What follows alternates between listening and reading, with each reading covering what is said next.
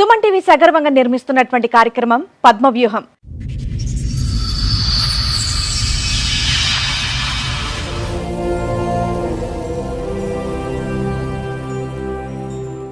మరి ఈ కార్యక్రమాన్ని సమర్పిస్తున్న వారు 6JVR జమలాపురం వారి రత్నాంజలి. మీ అదృష్టాన్ని మార్చుకోవటం ఇప్పుడు కల కాదు, 6JVR తో సాధ్యం.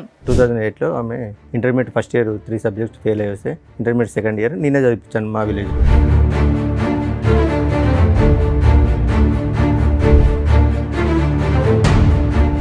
ఎగ్జామ్స్ లాస్ట్ మూమెంట్లో she carrying madam.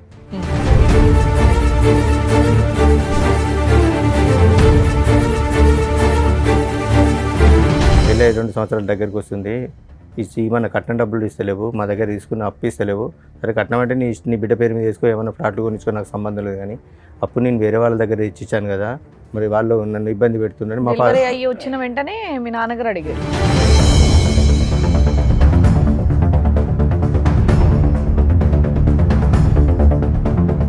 FIR చేసేయమంటే Madan మీద, నా మీద, డాడీ మీద చేశారు. అంటే ఇంకా మా 5 మెంబర్స్తో పాటు అదనంగా ఒక 10 మెంబర్స్ మీద కేసు రాశారు.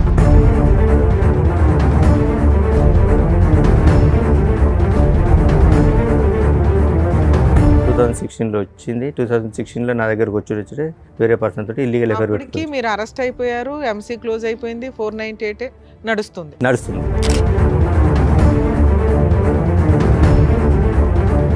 వచ్చిన 2 డేస్కే సమ్ మెసేజ్లు చూసినా మేడం. ఏంటి బేబీ నన్ను వదిలిపెట్టిపోతావా నువ్వు,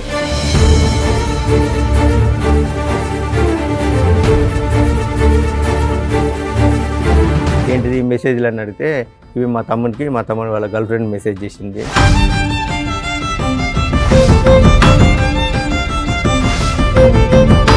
ఎంతకాలం ఉన్నారండి ఆవిడతో పాటు? 2016 వచ్చింది, ఎంతకాలం ఉన్నారు? మళ్ళీ 17లో క్యారింగ్ వెళ్ళిపోయింది.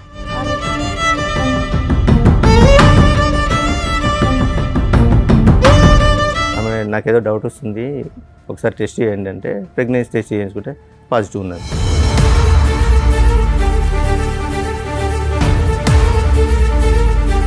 హైదరాబాద్ ఉంటానే నేను వస్తా అంటే హైదరాబాద్ షిఫ్ట్ అయ్యాం. హైదరాబాద్ షిఫ్ట్ అయినాక ఒక 2.5 మంత్స్ తర్వాత మళ్ళీ కన్సీవ్. సిగ్గులేదు, పిల్లల మంచి పేరు పడుకుంటే నోరు మూసుకోవాలి కానీ అడుగుతారు ఎవడని వాళ్ళ మదర్ అన్నారు.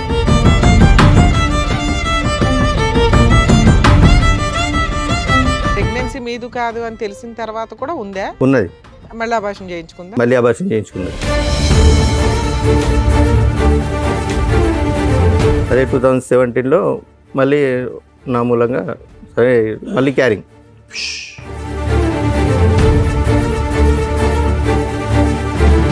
ఇవేమీ అడగకుండా ప్రశ్నించకుండా ఆవిడతో కాపురం చేసి మీరు మళ్ళీ ఆవిడని ప్రెగ్నెంట్ చేశారు.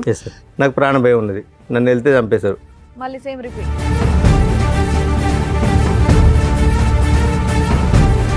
డాడీ నువ్వు మమ్మీని అనుమానిస్తున్నావు కదా, అది నిజమే, ఆ పర్సన్ ఈయనే, ఈ పర్సనే, నీకు తెలిసిన పర్సనే అని చెప్పింది.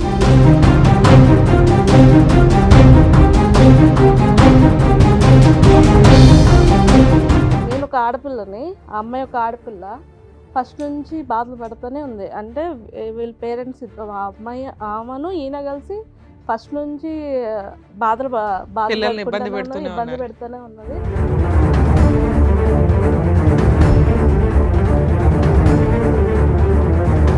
మేము దొరకట్లేదు అని చెప్పి వెళ్ళి అత్తయ్య గారిని కొట్టుడు, పిల్లలు లేకపోతే పిల్లల పెద్దమ్మాయి చెప్పు తీసుకొని కొట్టంటే చెప్పు తీసుకొట్టి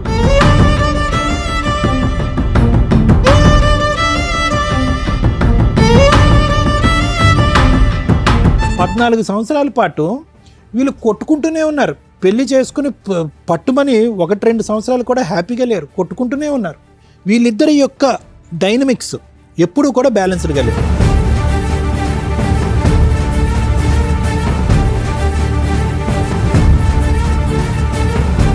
ఇప్పుడు వచ్చేటటువంటి అంశం మనకు తెలియనటువంటి సీక్రెట్ ఏదన్నా ఉంది అంటే కనుక ఆ పిల్లల భవిష్యత్తు దృష్ట్యా ఏం న్యాయం చేశారు అలాంటప్పుడు పిల్లల్ని కనుకోండి.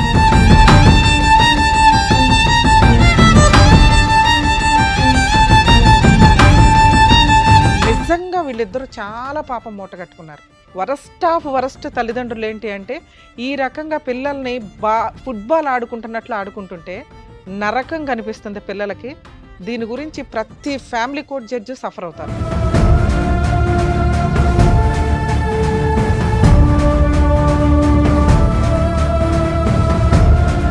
మీ ఎదవ డ్రామాలకి, మీ ఆస్తి పంపకాలకి, మీ మెయింటెనెన్స్ల కోసం పిల్లల్ని బలిపశువులు చేయొద్దు.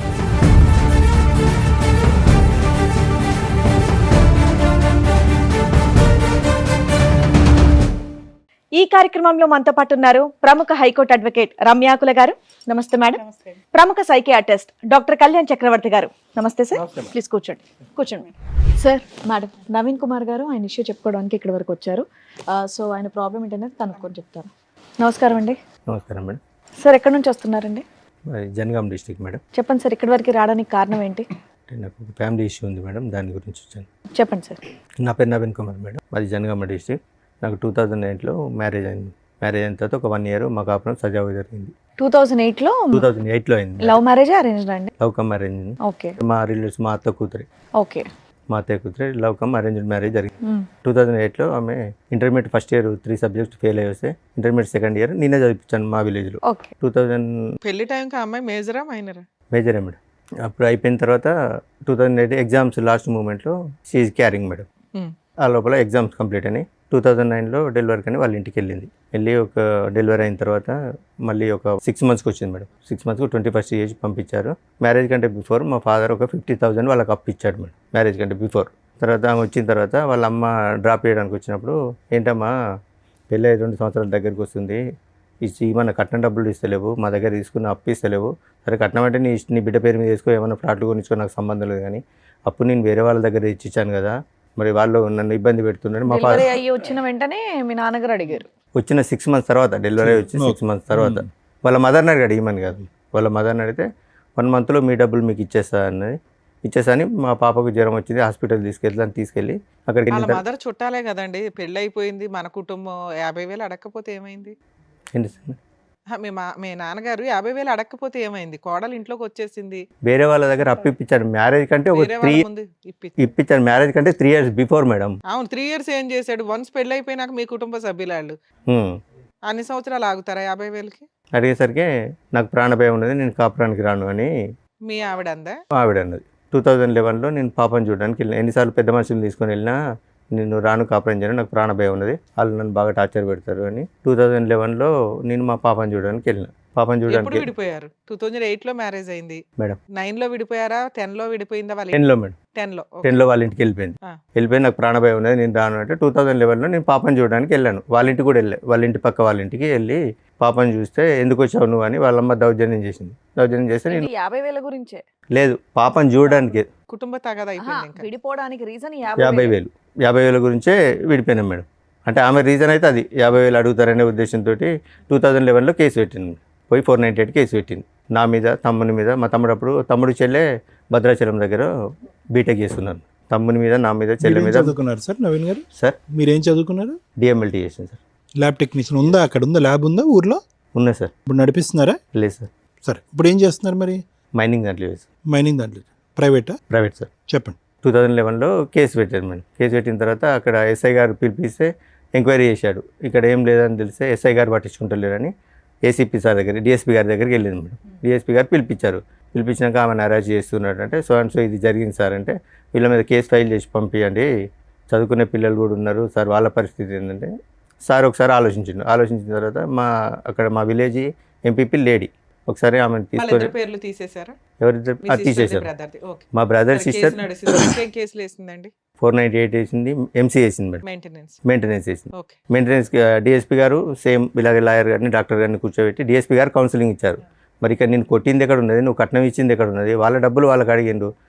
మరి సరే ఓకే, డబ్బులు ఇయ్యారట, తీసుకుపోతారట, డబ్బులు ఓకే వదిలేసాయి, 50,000 వదిలేసాయి, తీసుకెళ్తారట వాళ్ళు. పోతామంటే లేదు నాకు ప్రాణభయం ఉంది, నన్ను అడిగి వెళ్తే చంపేశారు, నేను పోను అని అన్న తర్వాత డిఎస్పీ గారు డాక్టర్ లాయర్ గారిని అక్కడ మున్సిపల్ కోర్టు ఉంది మేడం పిలిపించి కౌన్సిలింగ్ తీసుకున్నారు ఆమెకు. నాకు ఇక్కడ నేను కొట్టినట్టు కానీ ఆయన ఇబ్బంది పెట్టినట్టు కానీ నీకు ఎక్కడ కనిపించలేదు కదా అని అనేసరికి మా రోడ్డు మీదకి వెళ్ళి ఈ పోలీసులు, ఈ లాయర్లు ఇట్లా వాళ్ళ దగ్గర డబ్బులు తీసుకున్నారు, అందుకే వాళ్ళ మీద కేసు ఫైల్ చేయట్లేదని వాళ్ళ అమ్మాయి రోడ్డు వెంబడి వరుకుంటూ వస్తుంటే ఏసీపీ గారిని ఈ తలకనపై మనకేంద్ర కేసు రాసి పంపితే వాళ్ళు ఎఫ్ఐఆర్ చేసేయమంటే మదన్ మీద, నా మీద, డాడీ మీద వేశారు. అంటే ఇంకా మా 5 members పాటు అదనంగా ఒక 10 మెంబర్స్ మీద కేసు రాసింది. మా మేనత్త ఇంకా ఓవరాల్ గా 3 మెంబర్స్ మీద కేసు రిజిస్టర్ అయ్యింది. కేసు రిజిస్ట్రేషన్ అయింది.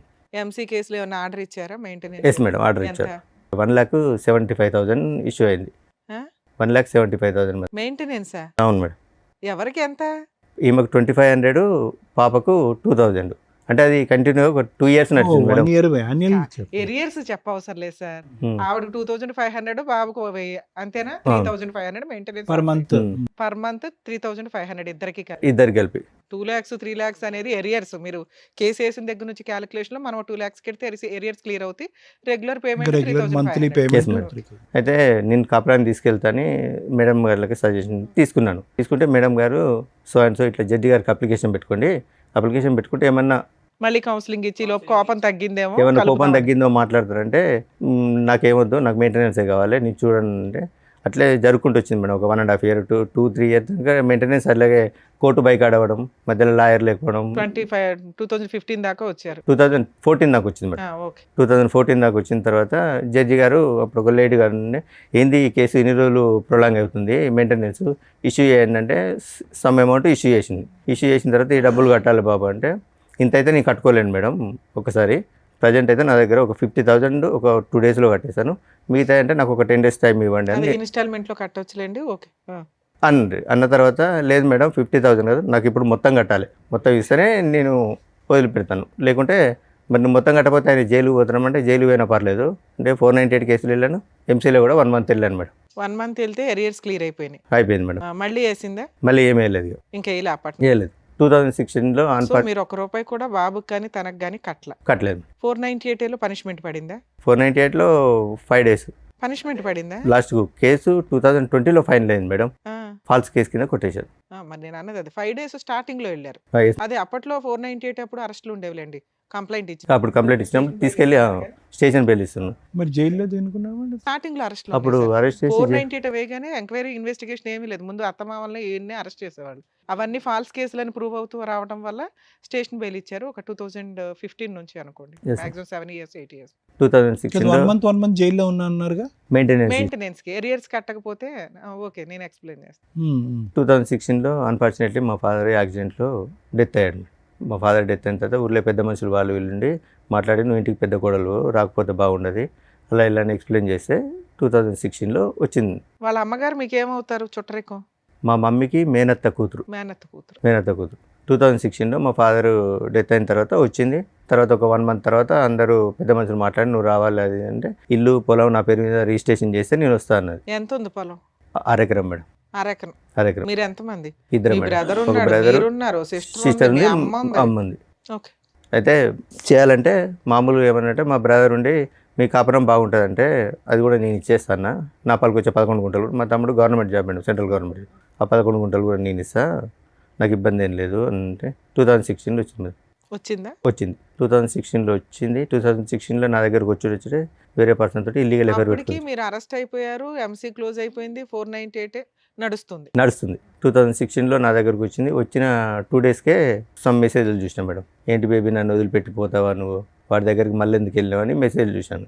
ఏంటిది మెసేజ్లు అని అడిగితే ఇవి మా తమ్ముడు వాళ్ళ గర్ల్ ఫ్రెండ్ మెసేజ్ చేసింది. 11లో విడిపోయిన మీరు 16లో కలిసారు. Yes madam. అప్పటికి కూడా నేనేమలే 16లో అలా ఇక చిన్న నేను అప్పుడు నాకు ఈమె పోయిన ఆవేశంలో కొద్దిగా డ్రింక్ అలవాటైంది మేడం. 2011లో నాకు డ్రింక్ అలవాటైంది, బాగా డ్రింక్ చేస్తుంది. తర్వాత 2016 టీమ్ వచ్చిన తర్వాత మొత్తం అన్ని స్టాప్ చేశాను. ఓకే. స్టాప్ చేసి అక్కడ విలేజ్లోనే ఉన్నాం మేడం. ఆ నియర్ బైలో ఒక సిటీ ఉంటుంది, అక్కడికి 15 kilometers. నేను జాబ్కి వెళ్ళి వచ్చాను, ఆమె ఇంటి దగ్గరనే ఉన్నది, పాప అక్కడ చదువుకునేది. సో ఇక నేను డ్యూటీ నుంచి వచ్చేసరికి ఇంట్లో మమ్మీ వాళ్ళతో ఏదో రకమైన గొడవ, ఏదో రకంగా అది గొడవ పెట్టుకొని ఎంతకాలం ఉన్నారండి ఆవిడతో పాటు? 2016 వచ్చింది, ఎంతకాలం ఉన్నారు? మళ్ళీ 17లో క్యారింగ్ వెళ్ళిపోయింది. క్యారింగ్లో వెళ్ళిపోయింది. ఎస్. 2000 మెసేజ్లు రావడం ఇది అంటే మా తమ్ముడు అది మీకు ఇది అని. వచ్చిన 2 రోజులకే తెలిస్తే ఆ అమ్మాయితో ప్రెగ్నెన్సీ ఎందుకు తీసుకొచ్చారు? ఏంటి మేడం? వచ్చిన 2 daysకే తెలిసింది ఆ అమ్మాయి క్యారెక్టర్ ఏంటి అని. మళ్ళీ ప్రెగ్నెన్సీలు నాకేం కన్ఫర్మ్ అయింది అది. ఆ ఫోన్ ఇన్ని రోజులు వాళ్ళ బ్రదర్ వాడిండు, తర్వాత ఈమెకి ఇచ్చాడు మేడం. ఇచ్చిన తర్వాత మా బ్రదర్ వాడిండంటే మా పాప కూడా అన్నది ఇది మా మామయ్య వాడింది ఇన్ని రోజులు అంటే వాళ్ళ గర్ల్ ఫ్రెండ్ చేసిందంటే అవును కావచ్చు అని నమ్మేశాను. అదే నిజమై ఉండొచ్చుగా. ఏంటి సార్? వాళ్ళ బ్రదర్ కమ్యూనికేషన్ ఏమో అది ఈ అమ్మాయి ఫోన్లో మీకు దొరికింది కాదా? అందుకే నేను ఏం అడగలేదు మేడం. తర్వాత ఏమని తెలిసిందా అమ్మాయికి? తర్వాత అలాగే ఊకే చిన్న గొడవలు పెట్టుకొని నాతో గొడవ పెట్టుకొని వాళ్ళ అమ్మోళ్ళ ఇంటికి వెళ్ళిపోయింది. నేను హైదరాబాద్లో ఉంటాను, నీతో కాపురం చేస్తానంటే పెద్ద మనుషుల సమక్షంలో మాట్లాడి హైదరాబాద్కి వచ్చేసాం మేడం. మళ్ళీ ఆవిడ చెప్పినట్టు వాళ్ళు వింటున్నారా మీరు? హైదరాబాద్కి వచ్చేసాను. హైదరాబాద్కి వచ్చిన 3 మంత్స్కే నా ప్రమేయం లేకుండా మళ్ళీ ప్రెగ్నెంట్ అయింది. అప్పటికి 2 పిల్లలు మీకు? లేదు మేడం, ఒకతే పాప, పెద్ద పాప ఒకతే ఉంది. రెండోసారి ప్రెగ్నెన్సీ అప్పుడు వెళ్ళిపోయింది కదా? రెండోసారి ప్రెగ్నెన్సీ కాదు, గొడవ పెట్టుకొని వెళ్ళింది మేడం. మీరు అన్నారు కదా మళ్ళీ ప్రెగ్నెన్సీ వచ్చిందని. ప్రెగ్నెన్సీ వచ్చింది మేడం, 2017లో 2016లో వచ్చింది. నా దగ్గరకు వచ్చినప్పుడే ప్రెగ్నెన్సీ వచ్చింది, తీయించుకున్నది. అది చెప్పాలి, స్కిప్ చేసి చెప్పలేదు మీరు. మేము ఆల్రెడీ బాబు పుట్టేశాడు అనుకున్నాం మేము. లేదు ప్రెగ్నెన్సీ తీసేయించుకున్నది మేడం. ఏది ఇంటికి వెళ్ళి అలిగి ఇంటికి వెళ్ళింది? అలాగే ఇంటికి ఏం వెళ్ళలేదు. నాకు అప్పుడు బ్యాక్ పెయిన్ వస్తుంది, మా అమ్మ వాళ్ళ ఇంటికి వెళ్ళి 4 రోజులు రెస్ట్ తీసుకొని వస్తాను, అబార్షన్ చేసుకొని వచ్చింది. కన్సీవ్ అయింది వెళ్ళిందని అన్నారు ఇందాక, మేము కన్ఫ్యూజ్ అయ్యా. సర్లేండి. ఓకే. కన్సీవ్ వెళ్ళింది, అబార్షన్ చేసుకొని వచ్చింది, ఓవర్ బ్లీడింగ్ అవుతుందని ఇంట్లో పడుకున్నది. ఏమైందని నేను ఒక 2-3 హాస్పిటల్ తిప్పిన తర్వాత ఒక డాక్టర్ నుండి చెప్పారు, ఆమె నాకేదో డౌట్ వస్తుంది, ఒకసారి టెస్ట్ చేయండి అంటే ప్రెగ్నెన్సీ టెస్ట్ చేయించుకుంటే పాజిటివ్ ఉన్నది. సారీ, నా తప్పైంది, అన్వాంటెడ్ ట్యాబ్లెట్ వేసుకున్నాను నేనని చెప్పింది. సరే, నా విషయం కూడా ఎవరికి చెప్పలేదు. సరే, ఇప్పుడే వద్దు పిల్లలు అనుకుంటాను అన్నదని సైలెంట్గా వదిలేశాను. ఇక చిన్న చీటింగ్ మాటికి నేను ఆఫీస్కి వచ్చేసరికి మా మమ్మీతో మా మరదలతో, అప్పుడు తమ్ముడు మేము కలిసే ఉండేది మేడం. చిన్న గొడవలు పెట్టుకున్నది. చిన్న గొడవలు పెట్టుకున్నాక హైదరాబాద్ గొడవ పెట్టుకుని వాళ్ళ అమ్మోళ్ళ ఇంటికి వెళ్ళింది. హైదరాబాద్ ఉంటానే నేను వస్తా అంటే హైదరాబాద్ షిఫ్ట్ అయ్యాం. హైదరాబాద్ షిఫ్ట్ అయినాక ఒక 2.5 months తర్వాత మళ్ళీ కన్సీవ్. మరి అడిగాను, ఏంటిది, నేను కనీసం నీ దగ్గర కూడా రాలే, కన్సీవ్ ఎందుకు అయిందంటే కావాలని గొడవ పెట్టుకుని ఆ రోజు రాత్రి వాళ్ళ అమ్మ వాళ్ళు ఒక 300 kilometers దూరంలో ఉంటారు. ఆ నైట్ ఫోన్ చేసి తెల్లారి 5 o'clock రప్పించింది. ఏంటి మా అమ్మాయికి నీ గొడవ అయిందట, ఏంటిది అంటే ఇది ముచ్చటంటే సిగ్గులేదు, పిల్లలు మంచి పడుకుంటే నోరు మూసుకోవాలి కానీ అడుగుతారు ఎవడని వాళ్ళ మదర్ అన్నారు. ఈ విషయం వాళ్ళకి 2017లో తెలుసు. 2017లో తెలుసు. ఆ ప్రెగ్నెన్సీ తోటి అలాగే కంటిన్యూ ఉన్నది. వాళ్ళ ఇంట్లో మగపిల్లాడు ఉన్నాడు కదా, మీ బామ్మరిది ఎవరు ఉన్నాడు, అతనికి తెలుసా ఈ పంచాయతీ? ఇల్లీగల్ అఫేర్ ఉన్నది, అది తమ్మునికి తెలియదు మేడం. వాళ్ళ తమ్మునికి 2021లో చెప్పాను నేను. చెప్పిన తర్వాత కూడా జస్ట్ ఇప్పటికి కూడా సరే 17లో అక్రమ సంబంధం వెళ్ళిపోయిందా? అడిగితే వెళ్ళిపోలే మేడం, ఉన్నది చిన్న గొడవ పెట్టుకుంటా. అది కూడా అబార్షన్, ప్రెగ్నెన్సీ మీదు కాదు అని తెలిసిన తర్వాత కూడా ఉందా? ఉన్నది. మళ్ళీ అబార్షన్ చేయించుకుంది. మళ్ళీ అబార్షన్ చేయించుకున్నది. మీరు అయినా కంటిన్యూ అయ్యాను. ఇక ఊర్లో తెలిస్తే పర్వతం. మా ఫాదర్ ఒక ప్రైవేట్ స్కూల్ టీచర్ మేడం. సాయంత్రం కొంచెం పొలిటికల్గా తిరిగేది. మా మదర్ అంగన్వాడీ టీచర్. సొసైటీ వెళ్తే పరుగు పోతాను, నేను కూడా సైలెంట్ ఊరుకున్నాను. అదే 2017లో మళ్ళీ నా మూలంగా సరే మళ్ళీ క్యారింగ్ అది అలాగే ఉన్నది. చిన్న మీతో అయినటువంటి ఫస్ట్ ప్రెగ్నెన్సీ ఆవిడ ఎందుకు తీయించుకుందండి? ఎందుకు తీపించేసుకుంది ఆవిడ? ఇప్పుడే పిల్లలు వద్దనుకున్నా అని చెప్తుంది సార్. ఓకే. సో ఇప్పుడు మనకి లెక్క కరెక్ట్గా ఉండాలంటే మీతో జరిగినటువంటి ఒక ప్రెగ్నెన్సీ తీపించేసుకుంది, వాడెవరితోనో మీరు చెప్తున్నట్టుగా జరిగిన ప్రెగ్నెన్సీ ఒకటి తీపించేసుకుంది. ఇవేమీ అడగకుండా ప్రశ్నించకుండా ఆవిడతో కాపురం చేసి మీరు మళ్ళీ ఆవిడని ప్రెగ్నెంట్ చేశారు. ఈ ప్రెగ్నెన్సీ ఉంచుకున్నది. అమ్మయ్య, ఈ ప్రెగ్నెన్సీ ఉంచుకున్నది. గొడవ పెట్టుకొని వాళ్ళ అమ్మోళ్ళ ఇంటికి వెళ్ళిపోయింది 2017లో. 2018లో పాప పుట్టినప్పుడు నాకు కాల్ చేసింది. పాప పుట్టిందని కాల్ చేస్తే నేను వెళ్ళి చూసి వచ్చాను. ఇక అప్పటి నుంచి మళ్ళీ రాలేదు మేడం. ఎన్నిసార్లు పెద్ద మనుషులు ఇప్పుడు ఇన్ని అప్స్ అండ్ డౌన్స్ అయిన తర్వాత మీరు కాన్ఫిడెంటా అంటే ఆవిడ ప్రెగ్నెన్సీ గురించి ఈసారి? కానీ అతని పిక్చర్ నుంచి డిసపియర్ అయిపోయాడు ఆ వ్యక్తి? లేదు మేడం. సార్ ఒక అక్రమ సంబంధం అన్నారు కదా, అతను ఇంకా కంటిన్యూ అవుతున్నాడు మేడం. నా స్టిల్ ఇప్పటికి కూడా ప్రెగ్నెన్సీ మీరే అని మీరు అనుకుంటున్నారా? అంటే నేను మెడికల్ ఫీల్డ్లో చేశాను కాబట్టి ఒకసారి మీట్ అయినా కూడా ప్రెగ్నెన్సీ అయ్యే ఛాన్సెస్ ఉంటాయి కాబట్టి నేను సైలెంట్గా. మీరే నమ్ముతున్నారు, మధ్యలో మేము డౌట్ ఎందుకు కానీ. Okay, next. అందుకే నేను దాని గురించి ఏం మాట్లాడలేదు మేడం. 2018లో పాప ఒకటి చూసి వచ్చాను. ఆ తర్వాత కాపురానికి 498 kg ఇద్దరు కాపురాన్ని తీసుకెళ్తే నేను రాను అని చెప్పింది. ఇక అలాగే పోతుంది. 2019లో ఏంటంటే ఆల్రెడీ వచ్చి కలిసిన తర్వాత మళ్ళీ ఇంకా రాకపోవడానికి ఏంటి ప్రాబ్లం? నాకు ప్రాణభయం ఉన్నది. ఇంకేం ప్రాణభయం సార్? 50,000 పంచాయతీ అయిపోయింది. మరి నాకు ప్రాణభయం ఉన్నది. నన్ను వెళ్తే చంపేశారు. మళ్ళీ సేమ్ రిపీట్. సరే, తర్వాత అట్లా 2019లో పోయింది. 2 పిల్లలు ఉన్నారు మేడం. పిల్లల్ని పట్టించుకుంటలేని సఖి 2011లో వేసిన 498 కేసు 20 దాకా నడిచిందా? 20లో డిసప్పాయింట్ అయింది. ఆయన మధ్యలో కలిసి ఉన్నారు. 2019లో సఖి అని ఫ్యామిలీ కౌన్సిలింగ్ సెంటర్ ఉంటుంది. డివిసిల్ స్టార్ట్ అయినాయి. సఖి సెంటర్లో పెట్టింది. సఖి సెంటర్లో పెట్టినాక ఏంది ఈమె ఇష్యూ అంటే సో అండ్ సో ఇష్యూ అంటే ఈ స్టోరీ అంతా మాకు చెప్పలేదు, నువ్వే పట్టించుకుంటలేవాట, బాగా తాగుతావాట, ఏం పని చేయవాట, అందుకే ఆమె కాపురానికి వస్తలేదు. చేసేవాళ్ళ మీరు? చేసేవాడిని. ఇంటి మెయింటెనెన్స్, రెంటలు అవన్నీ మీరే చూసుకునేవాళ్ళ? నేనే చూసుకునేవాడిని. ఓకే. సఖి సెంటర్లో పెట్టింది. అప్పటికి ఆ కేసు ఏమైంది సార్? డివిసి కేసు కూడా రన్ అవుతుందా? లేదు, వాళ్ళు తీసేశారు. ఓకే. ఎప్పటిదాకా నడిచింది అది? 6 months నడిచింది మేడం. తర్వాత 2020లో 498 కేసు ఫాల్స్ అని డిస్మిస్ అయింది.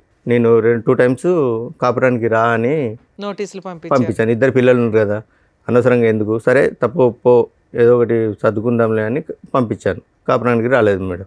ఆ నోటీస్ ఒక నోటీస్ తీసుకుంది, ఇంకో నోటీస్ తీసుకోలేదు. తర్వాత 21లో డైరెక్ట్ నేను డైవర్స్కి అప్లై చేశాను. ఫైనల్ డైవర్స్కి అప్లై చేశాను. కురుక్షేత్ర యుద్ధం కంటే జమన్. డైవర్స్కి అప్లై చేస్తే ఆమె అటెండ్ కాలేదు. 2000 ఎక్స్పర్టీ డిగ్రీ ఇచ్చారు మేడం. ఎప్పుడు ఎన్ని ఇయర్స్ బ్యాక్? 22లో 22లో ఎక్స్పర్ట్ డిగ్రీ ఇచ్చారు. ఎక్స్పర్ట్ డిగ్రీ ఇచ్చిన తర్వాత అప్పటికి 2022లో మా పాప 9th క్లాస్.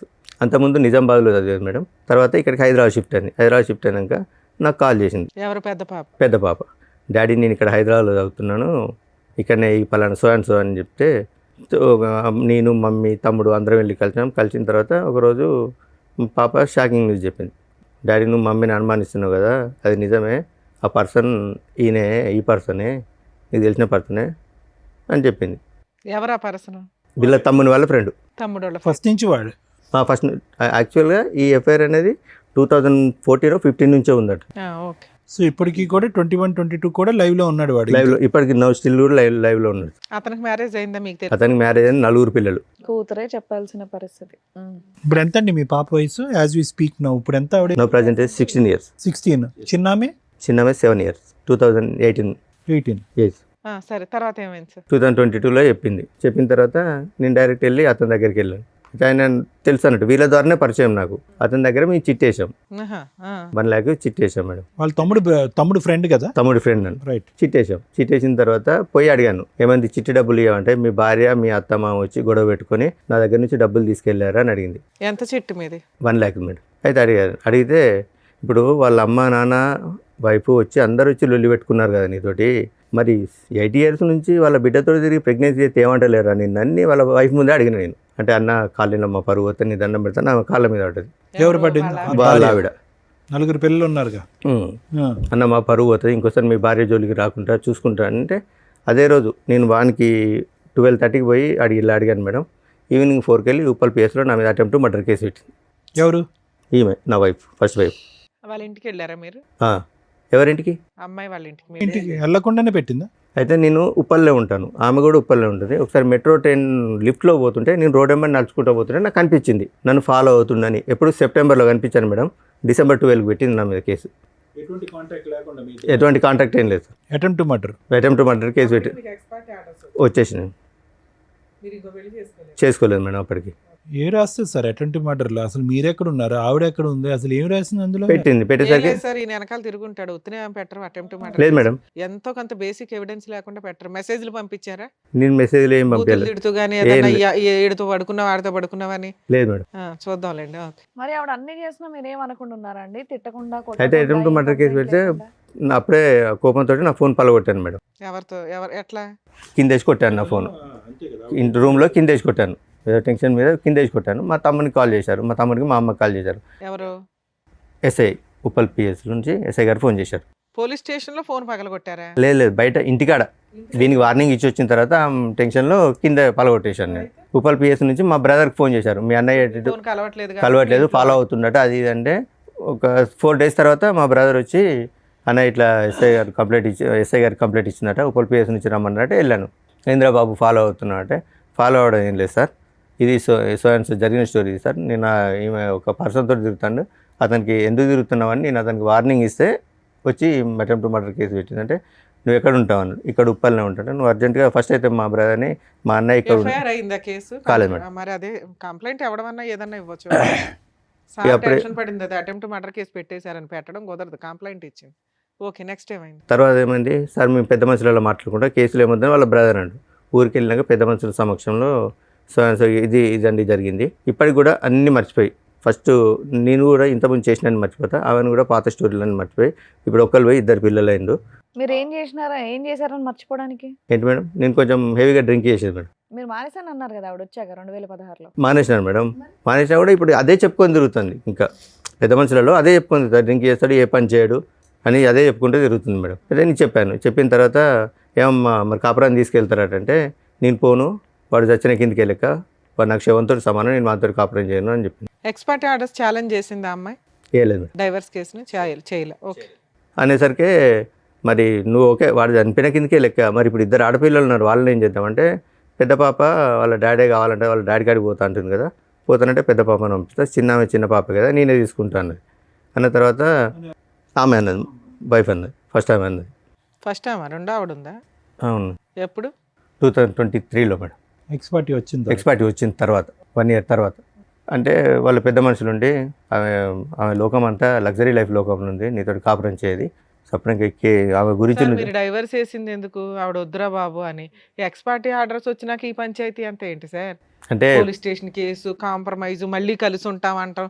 ఎందుకు ఇన్ని మాటలు? 22లో మా పాప వాళ్ళ మేడం, పాపం తెచ్చుకుంటే అయిపోతుంది ఆ, కదా. పాపే అన్నది, డాడీ కలిసి ఉందని డాడీ, తల్లి లేదు తండ్రి లేదు అంటే సొసైటీలో మమ్మల్ని చిన్న చూపు చూస్తారు డాడీ అనేసరికి పాప కోసం బెండ్ కావాల్సి వచ్చింది వాళ్ళ మేడం. అమ్మ అట్లా చేస్తున్నప్పుడు మీరేం మాట్లాడగలరు? ల్యాండ్ ఆర్డర్ వాళ్ళకి ఫేవర్గా ఉంది, పిల్ల వస్తానంటే తీసుకొని వెళ్ళటం.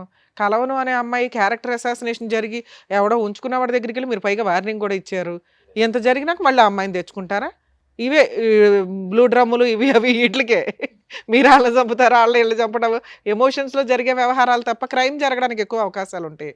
ఇలాంటివి నమ్మసక్యంగా ఉండవు. ఓకే, తర్వాత 2023లో ఇంకో మ్యారేజ్ చేసుకున్నాను madam. Love marriage, arrange marriage? అది అరేంజ్ మ్యారేజ్. ఎలా వచ్చింది సార్ సంబంధం?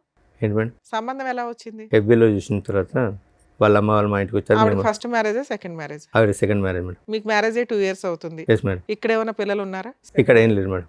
ఆవిడేం చేస్తారు సెకండ్ వైఫ్? ఏం లేదు, హౌస్ వైఫ్ మేడం. మీరేం చేస్తున్నారు ఇప్పుడు? నేను మైనింగ్ డిపార్ట్మెంట్లో ఎంత వస్తుంది? 16 నుంచి 18 వస్తుంది. సరిపోతుందా మరి? మీరు ఎంత ఇల్లు నడుపుకోవడానికి 16,000 ఈ రోజుల్లో 15,000 ఏ మూలక సార్? ఎందుకంటే అడ్జస్ట్ చేసుకుంటున్నాను అందుకే మేడం. కదా అమ్మాయి చెప్పేది, ఏం సంపాదించడం రెంటకి అయిపోతాయి ఇవన్నీ. కాదు మేడం, ఇతను DMLT చేశాడు, ఏం చేసినా కూడా మినిమం ల్యాబ్ టెక్నీషియన్ మీకు వస్తుంది అంటే కదా. ఎక్కడ కూడా నన్ను సరిగా జాబ్ చేసుకుని లేదు మేడం. ఎవరు చేయనివ్వలేదండి. ఇక్కడ మీ ఆవిడ చేసిన హెరాస్మెంట్ ఏమీ లేదు. ఆవిడ ఏదో అక్రమ సంబంధం పెట్టుకుంది తప్ప మిమ్మల్ని ఏమీ చేసింది లేదు. ఆవిడ అలిగి వెళ్ళిపోతుంది. కేసులు మేడం, ఈ 498 ఏదో ఒకటి కేసులు పెట్టడం వల్ల మాట్లాడతా అసలు ఇప్పుడు ఎందుకు వచ్చారు? ఆల్రెడీ సెకండ్ మ్యారేజ్ అయిపోయింది, మీ లైఫ్ అయిపోయింది, హ్యాపీగానే ఉంటున్నారు. సెకండ్ మ్యారేజ్ చేసుకున్నాను. ఎవరో ఇన్ఫర్మేషన్ ఇచ్చారు మేడం. 2024లో నేను మన భర్తతో కాపురం చేస్తాను, పెద్ద మనుషుల దగ్గరికి వచ్చింది. ఓకే, పెద్ద మనుషుల దగ్గరికి వస్తే నేను చెప్పాను ఆమెకు నాకు డైవర్స్ అయింది, ఆమె గురించి ఏది మాట్లాడాలనుకున్నా నేను లీగల్ నేర్చుకుంటా, మిగతా ఇంకేదన్నా ఉంటే చెప్పండి అంటే, మధ్యలో మీ అమ్మాయి కల్పించుకోలేదా నాన్న కలిసిపోండి అని? లేదు ఏం ఓకే, అమ్మాయిని కల్పించుకోలేదు మేడం. ఇక వచ్చారు, మేము మాట్లాడేది ఏం లేదంటే ఒక 1 hour ఉన్నారు. 1 hour తర్వాత వచ్చి ఇంటి తలుపులు తాళాలని వాళ్ళు చైర్లు సామాన్ అంతా బయటేసి ఇప్పుడు మాట్లాడి మేము ఇంట్లోనే ఉంటాం, ఇప్పుడు నేను ఇంట్లోనే ఉంటా. అది రెంటెడ్ హౌసేగా? లేదు మేడం, అక్కడ మా విలేజ్లో మా మదర్ దగ్గర. మా మదర్ ఇప్పటికి దగ్గర కాదు, ఒక్క నిమిషం నవీన్ గారు, ఏం కావాలి ఆ అమ్మాయికి? ఏం కావాలి అసలు? ఏం కావాలి అమ్మాయి? మీకు ఆ అమ్మాయి వద్దు, ఆ అమ్మాయికి మీరు వద్దు. Okay, X party divorce. అసలు డైవర్స్ తీసుకున్న తర్వాత యుద్ధం కొనసాగుతుంది ఏంటండి? అసలు నాకు అర్థం కావట్లేదు. అది నాకు అర్థం కావట్లేదు సార్, ఏమెందుకు అమ్మాయి ఇప్పుడు వస్తుందో. ప్రెసెంట్, ఒక్క నిమిషం, ప్రెసెంట్ ఆ అమ్మాయి ఏ విధంగా మిమ్మల్ని హెరాస్ చేస్తుంది? ఆ అమ్మాయి హెరాస్ చేస్తుందనే కదా మీరు ఇక్కడికి వచ్చి కూర్చున్నారు. మీ ఇద్దరి మధ్యన ఏం గొడవ లేదు కదా? లేదు. ఇప్పుడు మీకు మీ మిస్సెస్ మధ్యన లేదు సార్. ఏ విధంగా ఆ అమ్మాయి మిమ్మల్ని హెరాస్ చేస్తుంది? ఏ రైట్ ఉంది ఆ అమ్మాయి హెరాస్ చేయడానికి? ఇంటి మీదకి వచ్చింది మేడం. ఇంటి మీదకి వచ్చిన తర్వాత పెద్ద మనుషులు ఏం చేశారంటే పిల్లల గురించి మాట్లాడదామని ఒక 35 days మా మమ్మీని ఇంట్లో నుంచి బయటికి పంపించి ఆమెను 35 days ఇంట్లో నుంచి తీర్మానం చేసిండు, పిల్లల గురించి మాట్లాడతామని తీర్మానం చేసిండు. ఆ తీర్మానం చదవకుండా మాతో సైన్ తీసుకొని ఆమె కూడా ఇంట్లో ఉండేటట్టు, ఆమె కూడా ఇంట్లో ఉంటుంది, నీకు నచ్చినప్పుడు వచ్చి కాపురం చేయండి.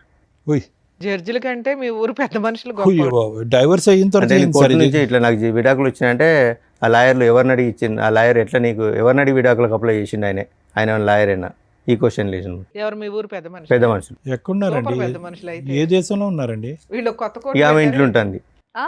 అప్పుడప్పుడు వస్తుంది పోతుంది, మా అందరినీ ఇంట్లోకే బయటికి వస్తే గొడవ. సీరియస్లీ? Yes madam.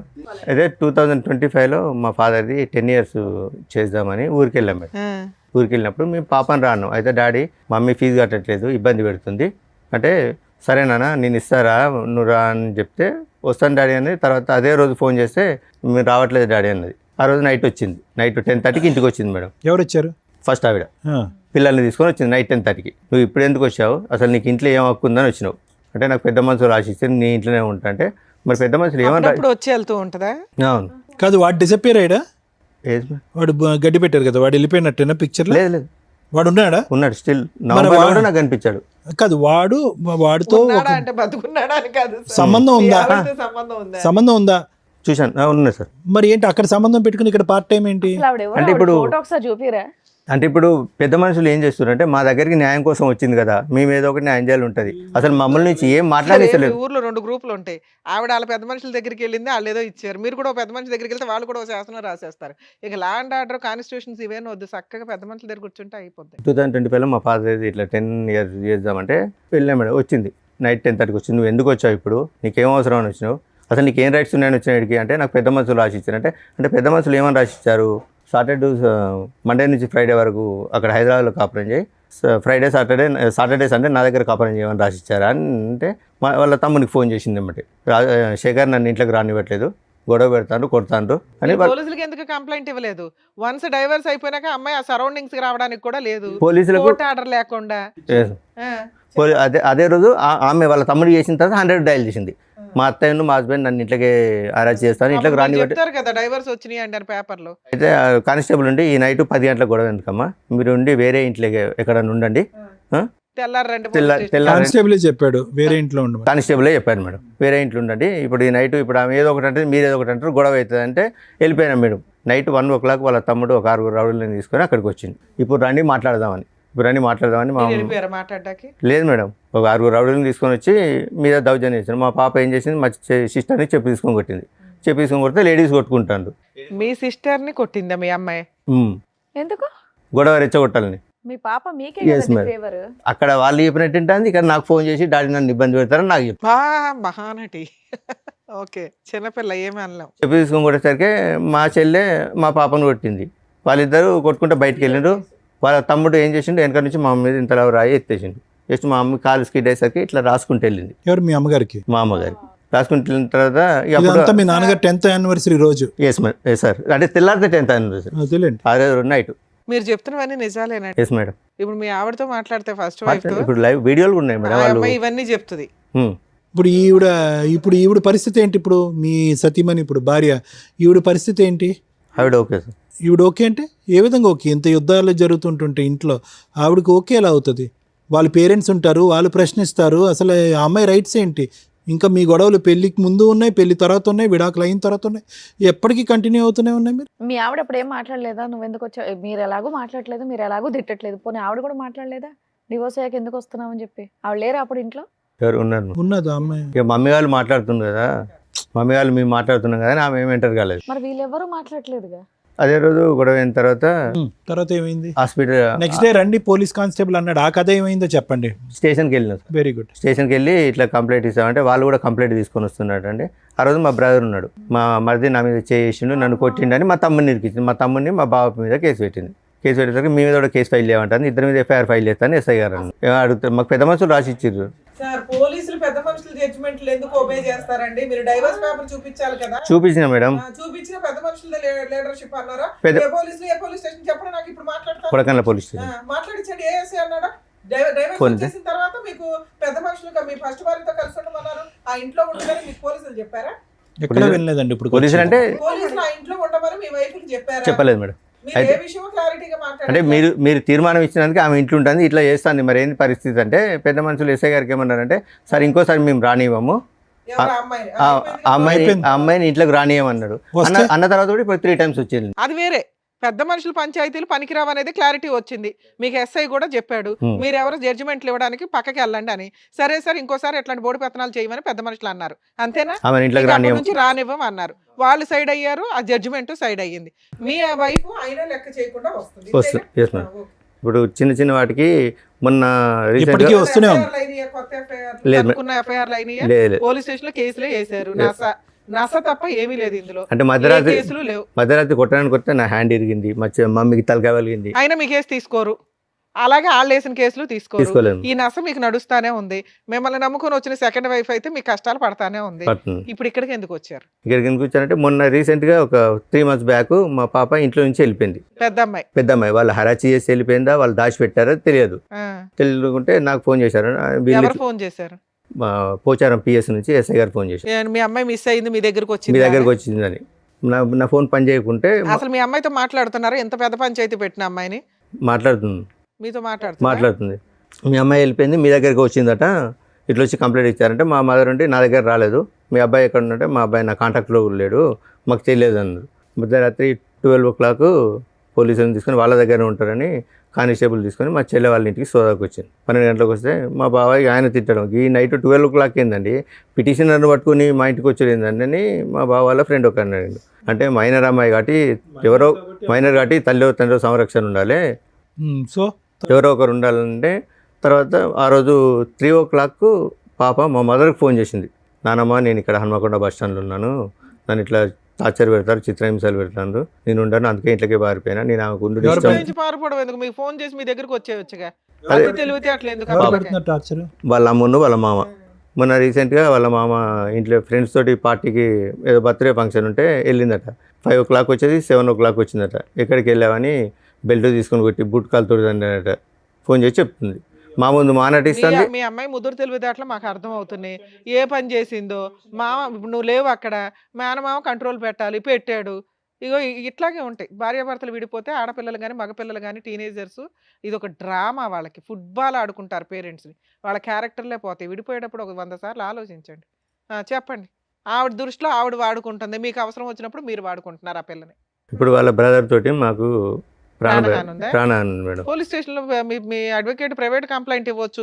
ఉన్న ఇన్సిడెంట్లు అన్ని ఇప్పుడు పెట్టి పెద్దమ్మాయి ఎక్కడ ఉంది నవీన్ గారు? వాళ్ళ దగ్గర ఉంది, వాళ్ళ దగ్గరే ఉంది. మళ్ళీ అక్కడే చేరింది ఆ అమ్మాయి. అక్కడే చేరింది. మీ దగ్గరకు వచ్చేస్తానని అనట్లేదు. వచ్చేస్తా అని మాతో చెప్తుంది. అంటే ఇంట్లోంచి వెళ్ళిపోయేటప్పటికే ఇంట్లోంచి బయటకు వెళ్ళినప్పుడే మీ అమ్మాయి మీకు ఫోన్ చేస్తుంది. వెళ్ళి మిగతా టైంలో స్టేషన్లో చేయదు. కంప్లైంట్ అయినా అంటే సరే ఇస్తారు డాడీ అంటుంది, ఇవ్వట్లేదు.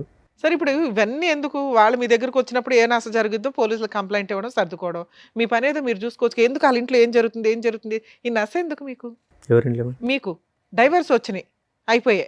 పెద్ద మనుషులు ఏదో పిలిచారు, అది క్లియర్ అయిపోయింది. 4 పీకారు, అది క్లియర్ అయిపోయింది. ఇప్పుడు మీ సెకండ్ వైఫ్తో మీరు ప్రశాంతంగా ఉంటే అప్పుడప్పుడు ఏదో న్యూస్ జరిగిద్ది, దాని మీద అడ్వకేట్ చూసుకుంటారు, పోలీసులు చూసుకుంటారు. దీన్ని ఎందుకు ఇంత రోజు అమ్మాయి ఏం చేస్తుంది, వస్తుందా రాదా, భార్య ఏం చేస్తుందా, వస్తుందా రాదా, ఇంటి మీద బామ్మర్ది ఏం చేస్తాడు, వస్తాడా, నలుగురు వేసుకొని రారా, ఇదెందుకు ఇంత ఆలోచిస్తున్నారు మీరు? మీకు మీ ఫస్ట్ వైఫ్ మీద ఏమన్నా ఫీలింగ్స్ ఇప్పటికీ ఉన్నాయా? లేవు, ఫుల్ స్టాప్. మీ పెద్ద అమ్మాయి మీద మీకు ఏమన్నా అమ్మాయి కావాలి అనేటటువంటిది ఉందా? ఆ అమ్మాయి అక్కడ హెరాస్ గురవుతుంది, తల్లిలాగా లైఫ్ నాశనం అవుతుందేమో అని ఆ అమ్మాయిని సేవ్ చేయాలనుకుంటున్నారా? మిమ్మల్ని నమ్ముకుని వచ్చిన సెకండ్ వైఫ్ మీద మీకేమీ లేదా? ఉన్నది మేడం. ఏమంటండి, ఏమన్నా ఉందా? మాకే కోపం వస్తుంది. సెకండ్ వైఫ్కి రావాలి అసలు. ఏంది తింగరగాడిని ఎట్లా పెట్టుకుని కవర్ చేస్తున్నామని సెన్స్ ఉందా? ఉన్నప్పుడు భార్య క్యారెక్టర్ లేదని అంటున్నారు, క్యారెక్టర్ లేని భార్య కావాలంటున్నారు. కూతురేమో ఒకసారి నాకు ఫేవర్, ఒకసారి అమ్మకి ఫేవర్ అంటున్నారు. వాళ్ళు వద్దు అనుకుని డైవర్స్ చేశారు, వచ్చేసింది. అయినా ట్రై చేశారు, రాలేదు. వన్స్ మీరు పూర్తిగా క్లోజ్ అయిపోతున్నారు, వేరే అమ్మాయిని చేసుకొని అని తెలిసినాక ఆవిడ వచ్చినాక మిమ్మల్ని నమ్ముకొని ఎవరమ్మ ఒక అమ్మాయి వచ్చి విత్ క్యారెక్టర్తో వచ్చి మీ పక్కన కూర్చున్నప్పుడు ఆవిడకి ఎక్కువ ఇంపార్టెన్స్ ఇచ్చుకోవాలి సెకండ్ వైఫ్కి. ఈ అమ్మాయిది చిన్న నసలు కొన్ని రోజులు జరుగుతాయి, ఆ నసలేవో క్లియర్ చేసుకోవాలా, ఊరుకోవాలా. స్టిల్ ఇప్పటికీ తవ్వుకుంటున్నారు మీరు ఇదే పనిగా. సంపాదించేది పావల, పంచాయతీలు 100. సరే ఓకే, ఇక్కడికి ఎందుకు వచ్చారు? ఇప్పుడు నా అడ్రస్ తెలుసుకోవడానికి ఏదో ఒకటి పాపని ఎర్రగా వాడుతుండ్రు, లేకపోతే అక్కడికి వెళ్ళి మా మమ్మీని అరెస్ట్ చేసి చేయొచ్చు కదా సార్, మీ చేతిలో ఉంది ఆయుధం, ఫోను. అంటే ఇంటికి వెళ్ళి మమ్మీని అరెస్ట్ చేస్తాను మేడం. మీ అమ్మగారు కంప్లైంట్ ఇస్తే అయిపోతుంది. చాలా కంప్లైంట్ ఇస్తే ఎస్ఐ గారు సింపుల్ పెద్ద మనుషులలో మాట్లాడుకుంటున్నారు అంటున్నారు కదా, అడ్వకేట్ని పెట్టుకుంటే ప్రైవేట్ కంప్లైంట్ అయిపోయాయి. Simple process. మీతో పాటు ఎవరైనా వచ్చారా? ఎవరు రాలేదు. వాళ్ళు కూడా నీతోటి మేము తిరగడం వల్ల వాళ్ళు కూడా మమ్మల్ని స్ట్రగుల్ చేస్తారని. యాక్చువల్లీ ఏంటంటే పెద్ద మనుషులు జరుగుతుంటే కూడా నా మీద అంటే మామూలుగా ఎంసీ కేసు వేసింది మేడం. అంటే ఇక్కడ మళ్ళీ పెద్ద మనుషులలో సెటిల్ చేసుకుంటే మళ్ళీ ఎంసీ తిరగాలని నేను ఫీజు కట్టట్లేదు మేడం. సార్ మీతో పాటు ఎవరైనా వచ్చారా? నా రెండో భార్య వచ్చింది మేడం.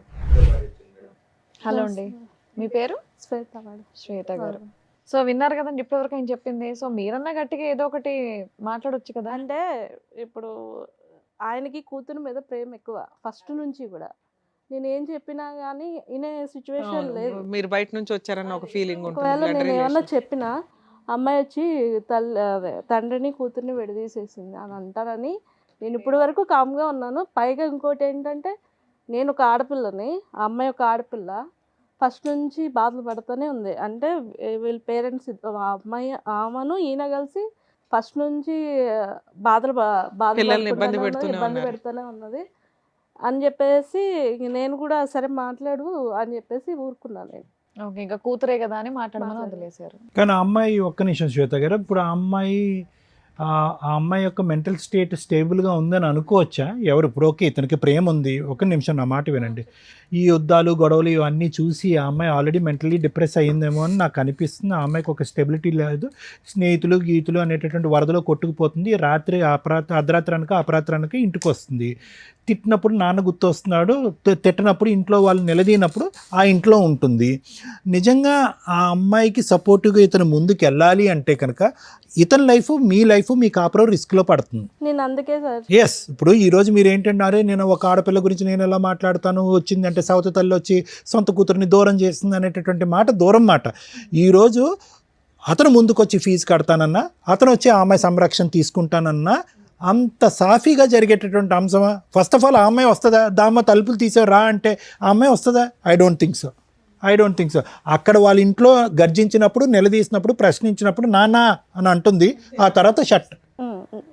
ఇప్పుడు ఆ అమ్మాయి గురించి ఇతను అంటే తప్పుగా అనుకోకండి, కూతురు మీద ప్రేమ ఉంటే కనుక ఆ యుద్ధం ఇప్పుడు కాదు ఎప్పుడో మొదలవ్వాలి. ఎప్పుడో కూతురు గురించి యుద్ధం అనేది ఎప్పుడో మొదలవ్వాలి, అప్పుడు మొదలవ్వలేదు.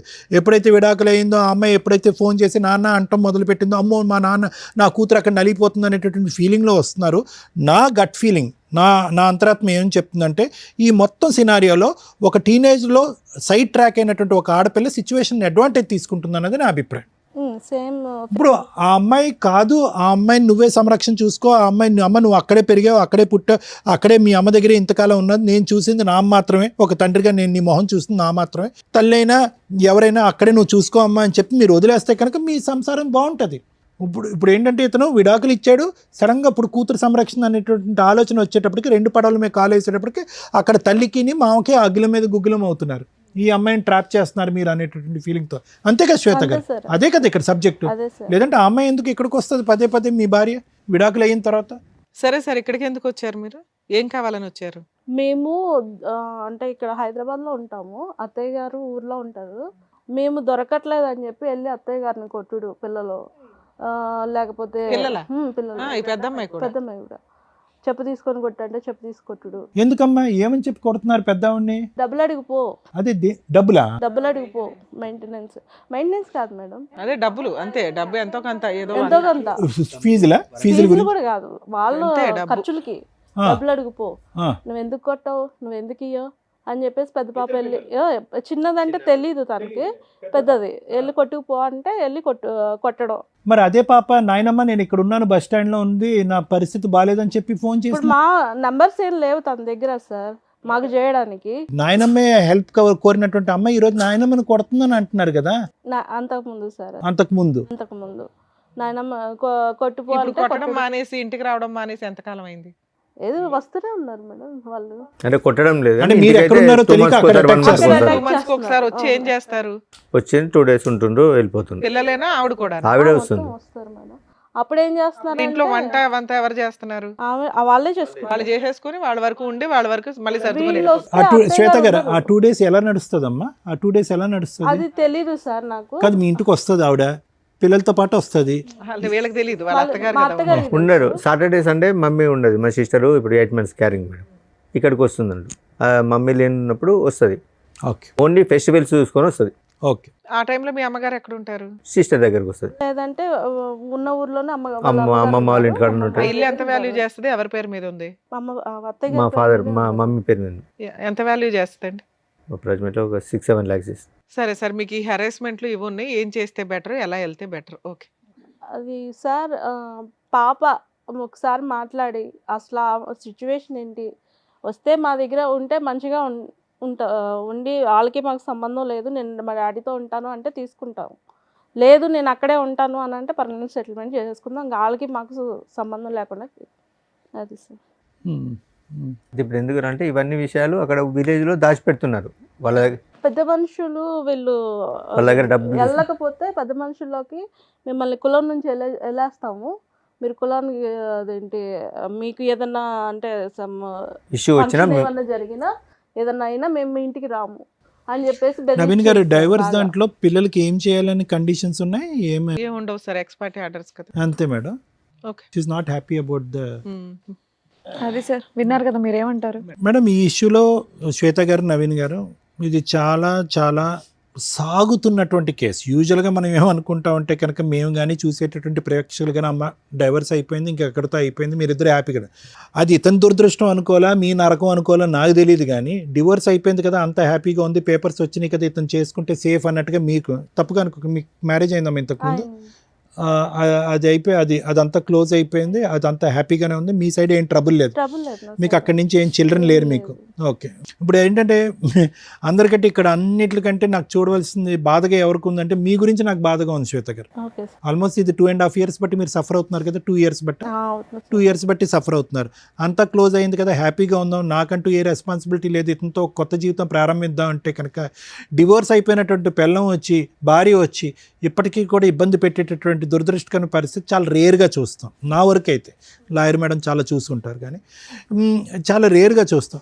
అయితే ఇదేంటంటే ఇక్కడ తప్పుగా అనుకోకండి అమ్మ, ఇక్కడ నవీన్ గారిది కూడా తప్పు ఉంది శ్వేత గారు. ఇక్కడ ఏంటంటే కర్ర ఎరగదు పాము చావదు అన్నట్టుగా ఈ దరిద్రంగా ఇంత అంటే ఎంత దరిద్రంగా ఉందంటే ఇది ఒక పక్క నుంచి పిల్లలు నాశనం అయిపోతున్నారు.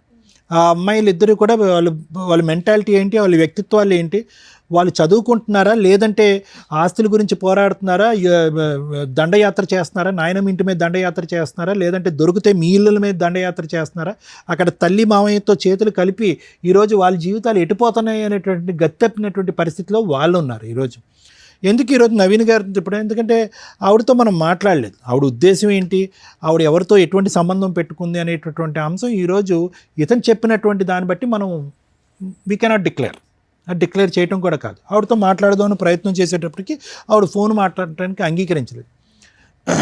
ఇక నవీన్ గారిని ఎందుకు నేను తప్పుపడుతున్నాను అంటే 3 అంశాలు. ఒకటి తాగుడు, ఆవిడకి ఎక్కడో నమ్మకం పోయింది. ఓకే సరే, ఆవిడ వెళ్ళిపోయిన తర్వాత తాగాడా ముందు ఉన్నప్పుడు తాగాడా అనేటటువంటిది అదొకటి. అది చిన్న అంశం వేశారు, ఇప్పుడు మానేశాను కదా ఇప్పుడు ఏం తాగట్లేదని మీరు అంటారు, అది పక్కన పెట్టండి. రెండోది ఏంటంటే బాధ్యత. ఆవిడ ఏంటంటే మొదటి నుంచి ఇతను పని చేయాలి, ఇది చేయాలి, అది చేయాలంది. మూడో అంశం ఏంటంటే కనుక ఈ నాంచుడు ధోరణి ఏదైతే ఉందో ఆవిడ నాంచిందా ఇతను నాంచాడు అనేది కాదు. వీళ్ళిద్దరూ 2008 పెళ్ళయిన తర్వాత 2023లోనో 22లోనో డైవర్స్ వచ్చిందండి. 22లో సార్, 22లో డైవర్స్ వచ్చింది. అదో 2 ఇదో 2 అంటే దగ్గర 14 సంవత్సరాల పాటు వీళ్ళు కొట్టుకుంటూనే ఉన్నారు. పెళ్లి చేసుకుని పట్టుమని 1-2 సంవత్సరాలు కూడా హ్యాపీగా లేరు, కొట్టుకుంటూనే ఉన్నారు. ఒకసారి ఆవిడ కాంప్రమైజ్ అయితే ఒకసారి ఇతను కాంప్రమైజ్ అవుతారు. ఏది ప్యారలల్గా ఇతను చెప్పినప్పుడు ఏది ఆవిడకి 2013-14 నుంచి ప్యారలల్గా ఇంకొక వ్యక్తితో సంబంధం ఉంది అనేటటువంటిది తెలిసినట్టు కూడా ఆవిడ ఇతని లెక్క ప్రకారం చెప్పిన లెక్క ప్రకారం అక్కడ ఒక గర్భం దాలుస్తుంది, ఆ గర్భాన్ని తీసేస్తుంది, ఆ ప్రెగ్నెన్సీ ఆవిడ అబార్ట్ చేసుకుంటుంది. ఇతనితో ఒకసారి సంసారం చేస్తుంది, ఆ ప్రెగ్నెన్సీ తీస్తుంది, మళ్ళీ ఇంకో పాపను కంటది.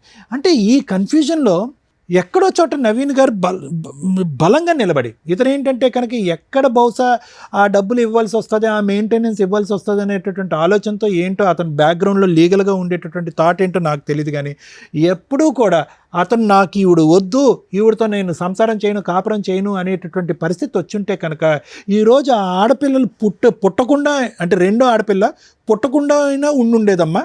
ఎందుకంటే వీళ్ళిద్దరి మధ్యన కొద్దో గొప్ప హ్యాపీగా ఉన్న టైంలో పెద్ద ఆడపిల్ల పుట్టేస్తుంది. ఓకే, కానీ వీళ్ళిద్దరి యొక్క డైనమిక్స్ ఎప్పుడు కూడా బ్యాలెన్స్డ్గా లేవు. ఇతను ఫైనాన్షియల్ రీజన్తోనో ఇంకో బాధ్యత తీసుకుంటుందో లేదంటే పిండి ఆరేస్తుందో డబ్బులు ఇవ్వాల్సిన ఉద్దేశంతో తూతూ మంత్రంగా ఆ అమ్మాయిని మళ్ళీ జీవితంలో పిలుచుకున్నాడు. అనవసరం రెండో బిడ్డ పుట్టింది కదమ్మా. అంటే కేవలం ఆ అమ్మాయి ఇతను చెప్పినటువంటి విధంగా ఏంటంటే ఆ అమ్మాయికి బ్యాలెన్స్ లేదు. ఒక పక్క నుంచి బయట బాయ్ ఫ్రెండ్, ఇంట్లో హస్బెండ్, ఈ హస్బెండ్ కావాలి, బాయ్ ఫ్రెండ్ కావాలి, అతనితో ఒకసారి ఇతనితో ఒకసారి అనేటటువంటి విధంగా ఇతను చెప్పిన మాటలు బట్టి ఆ అమ్మాయితో మనం మాట్లాడలేదు. ఇతను ఏంటంటే కనుక ఎక్కడ ఈవిడ్ని వదులుచుకుంటే కనుక ఎక్కడ ఫైనాన్షియల్ బర్డెన్ పడుతుంది, లేదంటే ఎక్కడ కోర్టుల చుట్టూ తిరగాలన్న ఉద్దేశంతో వీళ్ళు స్వార్థంతో ఇంకో బిడ్డను కనేసారుగా ఈరోజు. ఇప్పుడు ఆ ఇద్దరు ఆడపిల్లలే కదా ఇప్పుడు తల్లిని మించినటువంటి సైనికులు అయ్యారు. ఆ తల్లి చేసేటటువంటి యుద్ధకాండ దహనకాండ కంటే వాళ్ళిద్దరూ దాడి చేస్తున్నారుగా, నాయనమ్మ మీద పెట్టి కొట్లాడుతున్నారు కదా. అది డబ్బుల గురించా, ఆస్తి గురించా, లేదంటే వాళ్ళకి సరైనటువంటి న్యాయం జరగలేదు అనే ఉద్దేశంతోనే వాళ్ళు అటాక్ చేస్తున్నారు. ఈరోజు వాట్ ఎవర్ ద డైవర్స్ ఏదైతే ఉందో, ఎక్స్పార్టీ డైవర్స్ వచ్చిందో అందులో ఉండేటటువంటి కండిషన్తో మేమిద్దరం భార్యాభర్తలుగా విడిపోయామనే కానీ ఇతని పిల్లలకి ఎటువంటి న్యాయం చేయట్లేదు అనేటటువంటి ఉద్దేశంతో ఆ తల్లి వాళ్ళని ఉసుగొలుపుతుంది. వాళ్ళు న్యాయపరమైనటువంటి విధంగానే ముందుకు వస్తున్నారు. మాకేంటి మీకేంటి, మాకేంటి, మా పోషణ ఏంటి, మా ఆలోచన ఏంటి, మా భవిష్యత్తు ఏంటి, మా పెళ్ళిళ్ళు ఏంటి అనేటటువంటి ఆ విషయం గురించి లెక్క తేల్చుకోవాలి కానీ నవీన్ గారు. అవునండి. ఇక్కడ ఏంటి ఆవిడ వచ్చి ఇక్కడ ఏంటి నాకు నువ్వు భర్తగా కావాలి, డైవర్స్ మాట పక్కన పెట్టు, నేనే నీతో కాపురం చేస్తాను, నువ్వు సెకండ్ భార్యగా నువ్వెవరు అనే మాట ఆవిడ అన్నట్లే. ఇప్పుడు వచ్చేటటువంటి అంశం మనకు తెలియనటువంటి సీక్రెట్ ఏదన్నా ఉంది అంటే కనుక ఆ పిల్లల భవిష్యత్తు దృష్ట్యా ఏం న్యాయం చేశారు అలాంటప్పుడు పిల్లల్ని కనకూడదు. అది ఇక్కడ వచ్చేటటువంటి లైవ్లో ఉండేటటువంటి గొడవ. అది ఈ మధ్యలో ఏమవుతుందంటే ఓకే ఇవన్నీ లీగల్ పరమైనటువంటి అంశాలు, నాకు ఉన్నటువంటి పరిజ్ఞానం ఆ మాత్రమే, ఆ అంశం నేను పక్కన పెడతాను. కానీ ఇక్కడ తేల్చుకోవాల్సిన ప్రేక్షకులకు ప్రత్యేకంగా చెప్పేటటువంటిది అంశం ఏంటంటే భార్యాభర్తల మధ్యన మీ ఇద్దరి మధ్యన ఏమైనా డిఫరెన్సెస్ ఉంటే ఐదర్ మీడియేషన్ కానీ లేదంటే కౌన్సిలింగ్ ద్వారా కలిసే అన్నటువంటి ప్రయత్నం చేయండి, లేదంటే లీగల్ పరమైనటువంటి స్టెప్స్ తీసుకుని విడిపోవటానికైనా ప్రయత్నం చేయండి. ఏదైనా కూడా త్వరగా జరగాలి. ఆ న్యాయం కలిసి ఉండేటటువంటి న్యాయం అయినా త్వరగా జరగాలి, లేదంటే విడిపోయేటటువంటి న్యాయం అయినా జరగాలి. ఎందుకంటే ఇందులో ప్రత్యేకంగా ఈ యుద్ధంలో పిల్లలు పావులు అవుతారు, ఫైనల్గా పిచ్చి వాళ్ళు అవుతారు. ఇప్పుడు చూడండి ఆ పిల్లలు పెద్ద అమ్మాయి ఖచ్చితంగా నేను చెప్తున్నాను ఆ అమ్మాయి మానసికపరమైనటువంటి స్టెబిలిటీ మీద ఒక క్వశ్చన్ మార్క్ ఉంది, చదువు సంధ్యల మీద ఎటువంటి దృష్టి పడుతుంది అనేటటువంటి అంశం మీద ఒక క్వశ్చన్ మార్క్ ఉంది, వ్యక్తిత్వం ఏం మారిపోతుంది అనేటటువంటి దాని మీద క్వశ్చన్ మార్క్ అవుతుంది. ఎందుకంటే ఉదయం లేచిన దగ్గర నుంచి సాయంత్రం వరకు వాళ్ళకి ఫుల్ టైం ఎజెండా ఏదన్నా ఉంది అంటే తండ్రి ఎక్కడ ఉన్నాడు, ఆ అమ్మాయి పెళ్లి చేసుకున్న శ్వేత ఎక్కడుంది, వాళ్ళిద్దరు దొరుకుతారా, లేదంటే వాళ్ళు దొరకనప్పుడు ఆ ఇంటి మీద దాడి చేద్దాం. మాకేం రావాల్సినటువంటిది కరెక్టే, వాళ్ళు ఫైట్ చేసేటటువంటిది బహుశా వాళ్ళు ఆడపిల్లలు ఫైట్ చేసేటటువంటి దాంట్లో న్యాయం ఉందండి. ఎందుకంటే మీరిద్దరు సుఖ సంతోషాలని సింపుల్గా డైవర్స్ వచ్చేసింది, మీరిద్దరు హ్యాపీగా ఉన్నారు, రేపో మాపో మీకు ఒక పిల్లో పుడుతుంది, మా పరిస్థితి ఏంటి అనేటటువంటి అభద్రత గురించి మాట్లాడుతున్నారు ఆ పిల్లలు. దానివల్ల వాళ్ళు మానసికంగా డిజాస్టర్ అయిపోతున్నారు. దాంతోపాటు ఏంటంటే వాళ్ళ అమ్మ ఒక పక్క నుంచి వాళ్ళ మావయ్య ఒక పక్క నుంచి వాళ్ళిద్దరు బ్రెయిన్లో ఫీడింగ్ ఇచ్చేటప్పటికి ఇద్దరు ఆడపిల్లల యొక్క మానసిక పరిస్థితి కంప్లీట్గా ఇంబ్యాలెన్స్ అయింది. సో నా వరకు ఏంటంటే ఎవరైనా కూడా దయచేసి పిల్లల మీద ఇటువంటి ప్రభావం పడేంత వరకే యాజ్ ఇట్ ఈస్ టీనేజ్లో ఉండేటటువంటి ఆడపిల్లలైనా అబ్బాయిలైనా వాళ్ళ యొక్క ఎడ్రినర్జిక్ రెస్పాన్స్ వల్ల వాళ్ళు కొద్దిగా హైపర్గానే ఉంటారు, అడ్వెంచరస్గానే ఉంటారు, ఛాలెంజింగ్గానే ఉంటారు, స్టబర్న్గా ఉంటారు, మొండిగా. ఇవన్నీ కూడా హార్మోన్ పరమైనటువంటి మార్పు. కానీ అది 30% అయితే కనుక ఇటువంటి మానసిక పరిస్థితి క్రియేట్ చేసేటటువంటి తల్లిదండ్రులు మన స్వార్థపూరితమైనటువంటి ఆలోచనల గురించి ఈరోజు అమ్మాయి ఖచ్చితంగా డబుల్ గేమ్ ఆడట్లే. పెద్ద అమ్మాయి ఇంట్లో వాళ్ళ అమ్మ నాన్న గర్జించినప్పుడు లేదంటే వాళ్ళ అమ్మని మామయ్య గర్జించినప్పుడు ఒక విధంగా. సో నేను అనేది అంటే అది ఒక అంశం అండి నేను ప్రత్యేకంగా చెప్పేది. రెండోది ఏంటంటే ఇప్పటికీ కూడా నాకు తెలిసినటువంటి కొద్దిపాటి పరిజ్ఞానంతో నవీన్ గారు ఈరోజు ఖచ్చితంగా మీరు అనుకుంటే కనుక ఇది ఈజీగా తేల్చుకోవచ్చు, ఇది పెద్ద కష్టం కాదు. మీరు కూడా ధైర్యంగా వెళ్ళి పోలీస్ స్టేషన్లో అనవసరంగా డైవర్స్ అయిపోయిన తర్వాత మా భార్య వచ్చి మా మీద హెరాస్ చేస్తుంది, పిల్లల ద్వారా మా మీద దాడి చేపిస్తుంది అనేటటువంటి విధంగా మీరు పోలీస్ స్టేషన్లో కేసు పెడితే కనుక ఇది ఎక్కడో చోట గీత గీయచ్చు. కానీ మీకున్న భయం ఏంటంటే బహుశా ఇక్కడ ఏంటంటే ఎంతో కొంత లెక్క చెప్పో ఫైనాన్షియల్గా వాళ్ళకు ఒక అడ్వాంటేజ్ ఇచ్చో లేదంటే ఒక భవిష్యత్తు పరమైనటువంటి ఒక గ్యారంటీ ఇచ్చో మీరు బయటపడాలి. దానికి మీరు మెంటల్గా ప్రిపేర్ అవ్వలేదు. పెద్ద పాప పాడైపోతుంది, అక్కడ హెరాస్మెంట్ గురవుతుంది, వాళ్ళ అమ్మ దారిలో నడుస్తుంది కాబట్టి నేను పెద్ద పాప మీద జాలి చూపెడుతున్నానంటే కన్న కూతురు కాబట్టి మీకు ఆ ఫీలింగ్ ఉంటుంది. కానీ అది ఇక్కడ ప్రయారిటీగా మాట్లాడవలసినటువంటి అంశం కాదు, అది మనస్ఫూర్తిగా మీ ఆలోచన కూడా కాదు. ఎక్కడ పిల్లలకి లెక్క చెప్పాలో, ఏ విధంగా వాళ్ళు భవిష్యత్తును నిలబెట్టాలో, ఏ విధంగా బాధ్యత తీసుకోవాలో, ఏ విధంగా పెళ్ళిళ్ళు చేయాలో, ఏ విధంగా వాళ్ళిద్దరికి ఒక ఫైనాన్షియల్ స్టెబిలిటీ ఇవ్వాలో అనేటటువంటి ఈ ఎజెండాను చూసి బహుశా మీరు భయపడుతూ ఆ హెరాస్మెంట్కి ఒక పక్క నుంచి మీరు దాసోహం అంటున్నారే కానీ ఆ బ్యాలెన్స్ ఆ లెక్క అనేటటువంటిది తేల్చుకోవటానికి మీరు ఇష్టపడండి. మీరు ఎప్పుడైతే కనుక ఆ లెక్క అనేటటువంటి తేల్చుకుంటారో ఈ కాన్స్టెంట్గా మీ భార్య దగ్గర నుంచి కానీ మీ కూతురుల దగ్గర నుంచి కానీ మీకు కానీ మీ అమ్మగారి మీద కానీ జరిగేటటువంటి హెరాస్మెంట్కి ఫుల్ స్టాప్ చెప్పలేరు అనేటటువంటిది నా అభిప్రాయం. Thank you sir. Madam sir ఇప్పుడు ఏమైనా కేసులు పెండింగ్ ఉన్నాయా? ప్రజెంట్ ఏం లేవు. మొదటి భార్య హక్కులు వర్సెస్ రెండో భార్య హక్కులు వర్సెస్ భర్త హక్కులు, వీటి గురించి కొంచెం బేసిక్ నాలెడ్జ్ ఉంటే ఈ కేసు ఇక్కడ దాకా వచ్చేదే కాదు. ఇక్కడ అప్రిషియేట్ చేయాల్సిన వ్యక్తి ఎవరు అంటే సెకండ్ వైఫ్. ఎందుకు అంటే ఒక వ్యక్తిని నమ్మి ఆల్రెడీ ఫస్ట్ ఏదో డైవర్స్ అవుతాయి, సెకండ్ వ్యక్తిని నమ్మినప్పుడు ఏం చూసింది అంటే డైవర్స్ పేపర్ చూసింది. ఏంటి డైవర్స్ పేపర్స్? ఎక్స్పార్టీ ఆర్డర్స్ వస్తే ఆ ఆర్డర్ లీగల్గా వ్యాలిడా అంటే ఆఫ్టర్ 6 months చేసుకునే మ్యారేజ్ లీగల్గా వ్యాలిడ్. ఇప్పుడు వాళ్ళ ఫస్ట్ వైఫ్ ఛాలెంజ్ చేసి అపీల్ కోర్టులో హైకోర్టులో ప్రొసీడ్ అయితే మీరు చాలా న్యూస్ల్లో చూస్తూ ఉంటారు, డైవర్స్ కేసు పెండింగ్ ఉండగా మ్యారేజ్ వ్యాలిడ్ అని. సగం ఇన్ఫర్మేషనే మీకు తెలుసు.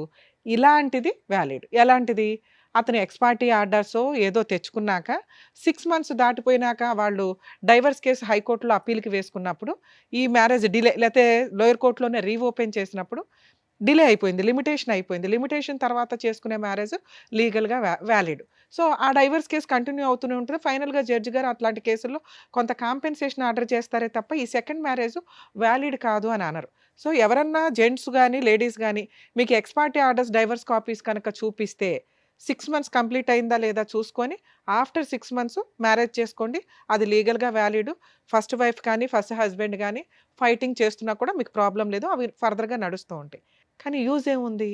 ఇప్పుడు ఈ సెకండ్ వైఫ్ హరాస్మెంట్ పడుతున్నట్టు లెక్క. ఆ అమ్మాయికి వేరే ఆప్షన్ లేదు. ఇక్కడ భర్త మంచోడా, చెడ్డోడా, భర్తతో హ్యాపీనెస్ ఏముంది? ఈ మంచి చెడుల గురించి ఆలోచించడం కంటే భర్త ఉంటాడా, ఓడతాడా అనే కన్‌ఫ్యూజన్‌లోకి వెళ్ళిపోతుంది. ఎందుకంటే భర్త హ్యాపీగా లేడు. ఫైనాన్షియల్‌గా సంపాదించడం మీద కాన్సంట్రేషన్ లేదు. సెకండ్ వైఫ్‌ని బాగా చూసుకునే విధం మీద కాన్సంట్రేషన్ లేదు. నా పిల్లలు, నా ఫస్ట్ వైఫ్, మా అమ్మంతా అంటున్నారు, మా ఇంట్లో వాళ్ళని స్టిల్ 15 ఏళ్ల నుంచి 20 ఏళ్ల నుంచి ఏ నస జరిగిందో అది సెకండ్ మ్యారేజ్ తర్వాత కూడా కంటిన్యూ అవుతుంది. ఒకవేళ ఎవరైనా అమ్మాయి గాని అబ్బాయిలకి పెద్ద ప్రాబ్లమ్ ఉండదులేండి. ఎందుకంటే అమ్మాయిలు అన్నీ కట్ చేసుకునే వస్తారు ప్రాపర్‌గా. అబ్బాయిల్ని ఎవరన్నా చేసుకుంటుంటే ఈవిడలాగా సఫర్ అవ్వకండి. ఫస్ట్ వైఫ్ తోటి లీగల్‌గా మిగతా లిటిగేషన్స్ అన్నీ క్లియర్ అవుతున్నాయా లేదా? ఇన్ కేస్ అవ్వకపోతే మీరు బాండ్ పేపర్సో, సేఫ్టీగా ఏదైనా ప్రాపర్టీసో రాయించుకోండి. మళ్ళీ మీ వైఫో, మీ పిల్లలో వస్తే పేగుబంధం ఎట్లాగో ఇప్పుడు ఈయనలాగా బాధపడుతూ ఉంటారు. ఆ నాస మేము పడుతూ ఉండలేం కదా! మమ్మల్ని ఎందుకు విలన్‌గా చూపించటం. మీ అవసరం వాళ్ళకుంది, ఆళ్ళ అవసరం మీకుంది. సో, కాబట్టి మీకేం తక్కువైనట్టు కాదు. సెకండ్ వైఫ్ వచ్చినాక ఆ పిల్లలు రావడం, రాకపోవడం అనేది మీరు ముందుగా మాట్లాడుకుంటే ఈవిడ పడే మానసిక క్షోభ బయటికి చెప్పకుండా. పాపం ఆవిడ ఒక్క మాట మాట్లాడట్ల. అలాంటి క్షోభ పడకుండా ఉంటారు. సేఫ్ సైడ్‌లో ఉండండి. ఎక్స్ పార్టీ ఆర్డర్స్ తీసుకునేటప్పుడే ఇలాంటి వ్యక్తితోటి 6 మంత్స్ తర్వాత మ్యారేజ్ చేసుకుంటూ ఫస్ట్ వైఫ్‌తో ఫుల్ అండ్ ఫైనల్ సెటిల్మెంట్ అవ్వకపోతే నువ్వేంటి, నీ పిల్లలేంటి, మీ ఆస్తులేంటి, నాకేంటి. ఇది రాసుకొని ఒకవేళ మీ నసేదన్నా ఉంటే బయట చూసుకొని గుమ్మం లోపలికి తీసుకురావద్దు. నన్ను ఇన్వాల్వ్ చేయొద్దు. అలా సేఫ్‌గా చూసుకోగలిగితే చేసుకో, లేకపోతే ఇంకో సంబంధం చూసుకోవడం బెటర్ అండి అని క్లియర్‌గా మాట్లాడుకోండి. ఏదో అంటారు చూడు, ముందే మాట్లాడుకోవడం వల్ల 90% ప్రాబ్లమ్స్ క్లియర్ అవుతాయి. శ్వేత గారు విన్నారా? సో, మీరు ఇరుక్కుపోయారు. సో, మీలాగా కొంతమంది సఫర్ అవ్వకుండా ఉండడానికి ఈ రోజున మీరు ఇక్కడి దాకా వచ్చి మాట్లాడడం అనేది కొంత సేఫ్ సైడ్ అని నా ఉద్దేశం. First wife rights versus husband వీటి గురించి మాట్లాడదాం ఇప్పుడు. ఫస్ట్ వైఫ్ ఇద్దరు పిల్లలుండి అసలు పిల్లలున్న కేసుల్లో నిజంగా వీళ్ళిద్దరూ చాలా పాపం మూటగట్టుకున్నారు. వరస్ట్ ఆఫ్ వరస్ట్ తల్లిదండ్రులు ఏంటి అంటే ఈ రకంగా పిల్లల్ని ఫుట్బాల్ ఆడుకుంటున్నట్లు ఆడుకుంటుంటే నరకం కనిపిస్తుంది పిల్లలకి. దీని గురించి ప్రతి ఫ్యామిలీ కోర్ట్ జడ్జి సఫర్ అవుతారు. ఎందుకంటే పాపం వాళ్ళకి అర్థమైపోతూ ఉంటుంది. అలాంటి వాళ్ళకి అర్థం అవుతూ ఉంటుంది. అరే పిల్లలు ఇంత సఫర్ అవుతారు భవిష్యత్తులో, వాళ్ళు మేబీ ఇప్పుడు చిన్నోళ్ళు అవ్వచ్చు. కానీ అమ్మ దగ్గర పెరుగుతారు 90% మన ఇండియన్ జ్యూరిస్డిక్షన్స్ ప్రకారం, రెస్పాన్సిబిలిటీస్ ప్రకారం. ఎందుకంటే మదర్స్ సరిగ్గా చూడరని. అలాగే తండ్రి తను తానే చూసుకోలేక ఇంకో పెళ్లి చేసుకుంటాడు. ఇంక పిల్లల్ని ఏం చూసుకుంటాడు? 99% అలాగే ఉంటారన్న ఉద్దేశం. మెజారిటీకి ఎప్పుడు ఇంపార్టెన్సీ ఉంటుంది కాబట్టి తండ్రికి కస్టడీ అనేది ఇవ్వరు చాలా సందర్భాల్లో. ఆ కస్టడీ తీసుకుంటే ముందు అబ్బాయిని కాపాడుకోలేం. ఎందుకంటే అది కన్ఫ్యూజింగ్ లైఫ్ స్టైల్ అవుతుంది. ఉంటే ఎవరో ఒకళ్ళ దగ్గర వేరే కంట్రీలో లాగా మనం పులిహార పంచుకున్నట్టు పంచుకోవడం, నీ పిల్లలు నా పిల్లలు కలిపి మన పిల్లలతో ఆడుకుంటారనే పంచాయతీ ఉండదు. సో, తల్లికే ఇస్తారు ఎక్కువగా. ఇక తను వేరే మ్యారేజ్ చేసుకుంటుందా, చేసుకోదా, ఇక వాళ్ళ లైఫ్ స్టైల్ అది వేరు. ఇలాంటి కేసులో పిల్లలు తల్లి కొడుతుంటే, తిడుతుంటే, క్యారెక్టర్ గురించి ఎక్స్‌ప్లెయిన్ చేస్తుంటే తండ్రి దగ్గరికి పారిపోతూ ఉంటారు. వీళ్ళ ఫస్ట్ అమ్మాయి ఒక ఎగ్జాంపుల్. అలాగే తండ్రి ఏదన్నా చెప్తూ ఉంటే తల్లి దగ్గరికి పారిపోతారు. Perfect drama. అమ్మాయిని అనటానికే లేదు. ఆ పాపం అమ్మాయి మెంటాలిటీని ఎవరు అలా క్రియేట్ చేసింది? తల్లిదండ్రులు.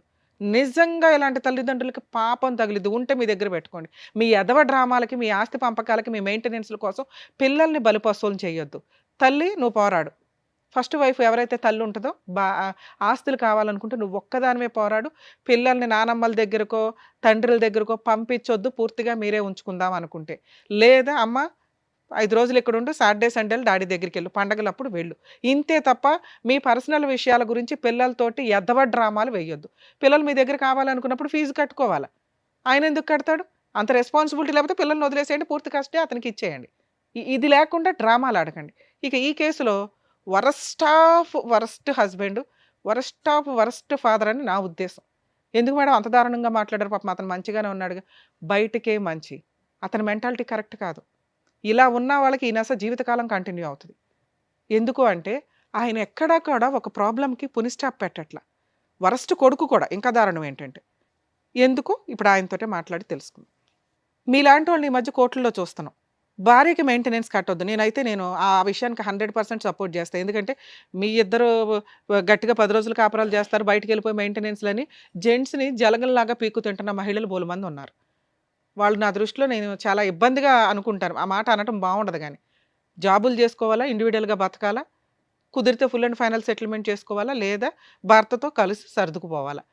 భర్త ఎందుకు పోషించాలి? నువ్వు కూడా పోషించవచ్చు. చదువుకుంటున్నావు, జాబులు చేస్తున్నావు, కుటుంబాన్ని లేడీస్ కూడా పోషించవచ్చు అనేది నా ఉద్దేశం. ఎప్పుడు మంచి భర్త అయితే. మీరు ఎక్కడ మంచి భర్త? ఏమయ్యా నీ శాలరీ ఎంత అంటే, మేడం మా ఆవిడకి అక్రమ సంబంధం ఉంది అందుకే సరిగ్గా చేయలే. సరే అక్రమ సంబంధం వదిలేయచ్చు కదండి, బాబు పిల్లలు ఉన్నారు కావాలి. ఎప్పుడైతే అక్రమ సంబంధం ఉంది అన్నావో ఆవిడొద్దు మనకి. ఎందుకంటే అలాంటి క్యారెక్టర్లెస్ అనే అమ్మాయిని ఇంట్లోకి తెచ్చి నువ్వు ఏ రకంగా పడుకుంటావు, ఏ రకంగా ఇంకో పిల్లని కంటావు? నీ క్యారెక్టరే లేదు కదా. అంటే మీకు అవసరం కేసులు వేస్తే కోర్టుల చుట్టూ తిరగాల, ఏదో రకంగా అబద్ధం చెప్పి ఇంట్లోకి తెచ్చుకొని 4 రోజులు వాడేసుకొని మళ్ళీ కేసులన్నీ క్లోజ్ చేసుకుని మళ్ళీ పోటాడుకుందాం ఫ్రెష్గా. 2, భార్యకి మెయింటెనెన్స్ ఇవ్వకపోతే అది మీ హక్కు, నేనేం మాట్లాడను. మీకు పుట్టిన పిల్లలకి మీరు మెయింటెనెన్స్ ఇవ్వకుండా బాబ్బా జైలుకి వెళ్ళి వచ్చేసారు. ఎందుకు వదిలేయాలి మిమ్మల్ని? వాళ్ళు చేస్తున్నది 100% కరెక్ట్. మీ ఫస్ట్ వైఫ్ చేస్తున్నది 100% కరెక్ట్, వాళ్ళ బ్రదర్ చేస్తున్నది 100% కరెక్ట్. అప్పనంగా ఒక అమ్మాయిని పెళ్లి చేసుకొని ఆవిడ క్యారెక్టర్ అసాసినేషన్ చేసేసి మళ్ళీ దానికి ఒక ఎవిడెన్స్గా కూతుర్ని పెట్టుకొని ఇక ఈరోజు కూతురు పరువు కూడా తీసేశారు. ఇక్కడికి వచ్చి వాళ్ళకి ₹1 ఇవ్వకుండా, మేడం బాగా నస్తుందండి, మమ్మల్ని చంపేస్తున్నారు, మా అమ్మని మీరు మీలాంటి కొడుకు ఉండడం వల్ల మీ అమ్మ తన్నులుతుంది. మనవరాల చేతుల్లోనూ, కోడల చేతుల్లోనూ, వాళ్ళ బ్రదర్ చేతుల్లోనూ పోలీస్ స్టేషన్లకు తిరుగుతున్నారు, నర్రకం పడుతున్నారు. వీటన్నిటికీ రీజన్ ఏంటో తెలుసా? మీ బిహేవియర్. మీరు ఒక ఇంటర్ చదివో బయటకు వచ్చిన పిల్లలు కూడా ఈ రోజున 15,000 అన్న మాట నేను వినట్ల. కనీసం 2025కి వచ్చేసరికి వాళ్ళు ఆటోమేటిక్గా 30లు 40లు సంపాదిస్తున్న సొసైటీలో మనం ఉన్నాం. మీరు స్టిల్ ఇప్పటికీ 15,000 అని చెప్తున్నారు తెలుసా? 18 మేడం. 18 చూసారా? 3,000 మీకు చాలా. ఆఫ్టర్ ఆల్ సార్ ఈరోజు మనం ఒక చోట నుంచి ఇంకో చోటకి వెళ్తే 3,000 ఈజీగా అయిపోతాయి. అలాంటి 18,000 మీరు ఎన్ని రోజుల నుంచి సంపాదిస్తున్నారో నాకు అర్థం కాల. ఈవిడికి చెప్పడానికి ఏదో జాబ్ చేసి ఉంటారు, అదే కంటిన్యూ. కానీ ఇక్కడ మీరు కరెక్ట్గా లేరు కదా, అది క్లియర్ చేసుకోవాలి ఫస్ట్. ఓకే, నన్ను ఎవరో ఒకరికి న్యాయం చేయండి. మిమ్మల్ని నమ్ముకుని ఒక అమ్మాయి వచ్చింది, ఈవిడే మీ లైఫ్. ఇంకా పిల్ల, రెండో పిల్ల, ఫస్ట్ భార్య ఇవి కాదు. ఈవిడికి ఫస్ట్ అమ్మాయికి నేను న్యాయం చేయాలా, రమ్య గారు చెప్తున్నారు. పిల్లలకి న్యాయం చేయాలా, రమ్య గారు చెప్తున్నారు. కన్న తల్లికి న్యాయం చేయాలా, రమ్య గారు చెప్తున్నారు. నన్ను నమ్ముకొని ఇంకో అమ్మాయి వచ్చింది, ఆవిడకన్నా న్యాయం చేద్దాం, ఇక్కడ నుంచి కొత్త లైఫ్ స్టార్ట్ చేద్దాం అని అనుకుంటే ఇంకోసారి ఇట్లాంటి స్టేజ్ మీద కూర్చోకండి. ఏం చేయాలి మరి? ఈ అమ్మాయిని కాపాడాలంటే వాళ్ళకి న్యాయం చేయాలి. ఈ అమ్మాయికి న్యాయం చేయాలంటే ఏం చేయాలి? వాళ్ళకి న్యాయం చేయాలి. మీ అమ్మకి న్యాయం చేయాలంటే ఏం చేయాలి? వాళ్ళకి న్యాయం చేయాలి. ఏమి న్యాయం చేయాలా? ఉన్నది ఒక 6 లక్షల ఇల్లు, అది మీ అమ్మగారిది. ఉన్నది ఒక 1/2 ఎకరం, అది 3 వాటాలు. అంటే మీ దగ్గర ఏమీ లేవు పంపకాలు చేయడానికి. మీ అమ్మగారి తదనంతరం మిగిలేదు కూడా 1 లక్షే. ఆ ఇల్లు మీ ముగ్గురు పంచుకుంటే. అర్థమవుతుందా? ఎక్కడో 1 లక్ష, అక్కడో 2 లక్షలు, 3 లక్షలు మీ దగ్గర ఉన్న పంచాయతీ. ఆ అమ్మాయికి ఫుల్ అండ్ ఫైనల్ సెటిల్మెంట్ అవ్వకపోతే భూమి బద్దలైనా మీకు ఈ ప్రాబ్లం సాల్వ్ అవ్వదు. పోనీ మీరు అక్కడెక్కడన్నా దాన్ని పునిస్టాప్ పెడుతున్నారా? పెట్టట్లా. ఏ పెద్ద మనుషులు సార్ డైవర్స్ వచ్చిన తర్వాత అమ్మా నువ్వు వెళ్ళి కలుసుండు అనేది ఎందుకన్నారో తెలుసా? ఆ పెద్ద మనుషులు ఆ అమ్మాయికి పిల్లలకి న్యాయం చేయడం కోసం. పిల్లలు ఉన్నారు కాబట్టి మీరు కలిసి ఉండండి అల్లా. పిల్లల్ని రోడ్డు మీద వేసేవరా నువ్వు? ఆ పిల్లలు ఉండడానికి షెల్టర్ కావాలని మీ ఇంట్లోకి పంపించారు అంతే తప్ప వాళ్ళు మీకు అన్యాయం చేయలేదు, ఆ అమ్మాయికి ఏమీ న్యాయం చేయలే. కానీ లీగాలిటీ ఒకటి ఉందిగా, వన్స్ డైవర్స్ వచ్చినాక ఫోర్స్ఫుల్గా మీ అమ్మగారి ఇంట్లోకి అంటే అత్తగారి ఇంట్లోకి ఫోర్స్ఫుల్గా వెళ్ళే రైట్స్ ఏ కోడలికి ఉండవు తల్లి. ఈయన మీద ప్రాపర్గా కేసులు వేసుకుని ఉంటే సరిపోయేది. ఎంత తెలివితేటలంటే వరస్ట్ ఫాదర్ అని నేను ఎందుకు అన్నానంటే, పిల్లలకి ఇవ్వాల్సిన 2 లక్షలు మీరు అరేంజ్ చేసుకోకుండా 1 మంత్ జైలుకి వెళ్ళారండి. సరే ఆ అమ్మాయికి ఇవ్వాల్సింది ఇవ్వద్దు, పిల్లలకు ఒక 50,000 సర్దుకోవాలిగా. మేడం నేను 50,000 ఇస్తానండి, వాళ్ళు మొత్తం ఏ కోర్టు కూడా మీకున్న 1,50,000 2 లక్షల ఎరియర్స్లో మేడం నేను 2 రోజులు 50,000 కడతాను అంటే ఖచ్చితంగా మీకు టైం ఇస్తారు. సరేనా 50 కట్టండి, 1 వీక్లో కట్టే అంటారు తప్ప ఎన్ని డేట్లు ఇస్తారో తెలుసా? ఎందుకంటే ఆ అమ్మాయికి పిల్లలకి న్యాయం చేయాలి. ఎందుకంటే ఎవరో అని అర్థమైపోద్ది వాళ్ళకి. వచ్చినంత వసూలు చేసి పెడదామని జడ్జెస్ డేట్ ఇస్తూనే ఉంటారు. మిమ్మల్ని జైలుకి పంపిస్తే వాళ్ళకి ఏమి రావు. క్లియర్, అక్కడతో క్లియర్. అర్థమవుతుందా? అమ్మ ఇలాంటి కేసుల్లో హస్బెండ్ ఏమి ఇవ్వకపోతే జైలుకి వెళ్తే వెళ్ళనివ్వడు, వాళ్ళకి బుద్ధి వస్తుంది. కానీ అలవాటు అయిపోయింది ఇక్కడ. సో పిల్లలకి మెయింటెనెన్స్ వసూలు చేసుకునే హక్కు మీకు ఉంటుంది. ఈ రకంగా నసగా వెళ్ళటం కరెక్ట్ కాదు. ఎందుకంటే ఇప్పుడు ఈ ఎఫెక్ట్ మీ జీవితం మీద పడింది, ఇతని జీవితం మీద పడింది, పిల్లల మీద పడుతుంది. ఇంకెంత పాపం మూట కట్టుకుంటాం? ఎప్పుడైతే జైలుకి వెళ్ళాడో ఆయన క్యారెక్టర్ అధపాతాళానికి వెళ్ళిపోయింది. పిల్లలకి మెయింటెనెన్స్ ఇవ్వకుండా వెళ్ళిన వ్యక్తి విషయంలో పెద్ద మనుషులు కానీ కోర్టులు కానీ ఏమీ చెయ్యవు. వేస్ట్. ఇంకా అట్లాంటి వాళ్ళు ఉన్నా వేస్ట్ అనుకోండి. దయచేసి పెద్ద మాట మాట్లాడా, మీకు అర్థమైతే బెటర్. కనీసం పిల్లల్ని ఎట్లా ప్రొటెక్ట్ చేసుకోవాలి, పిల్లల్ని ఎట్లా చదివించుకోవాలి. గవర్నమెంట్ చదువులు చాలా ఉన్నాయి తల్లి, చదివించుకోండి. వాళ్ళని ఫుట్బాల్ లాగా ఆడితే రేపొద్దుట ఇవే లక్షణాలు పిల్లకి వస్తాయి. మీలాంటివి తల్లుల దగ్గర పెరిగితే వాళ్ళు ఏం సొసైటీలో ఎలా తండ్రి అంటే ఏంటి, భర్త అంటే ఏంటి, కుటుంబం అంటే ఏంటి తెలియదు. క్రూయల్గా మారిపోతూ ఉంటారు. వాళ్ళకి వాళ్ళు ఏదో చేసుకుంటూ ఉంటారు, సర్వనాశనం అయిపోవాలి డబ్బు కోసం, అంతే. క్యారెక్టర్లే పోతాయి తల్లి, అర్థం చేసుకోండి. మీ పిల్లల కోసం మేము బాధపడుతున్నాం ఇక్కడ. మీ వైఫ్ ఎవరన్నా విని ఉంటే కనుక, ఫస్ట్ వైఫ్, తల్లి రిక్వెస్ట్ చేస్తున్నాను, ఇక వదిలేయండి ఆయన్ని.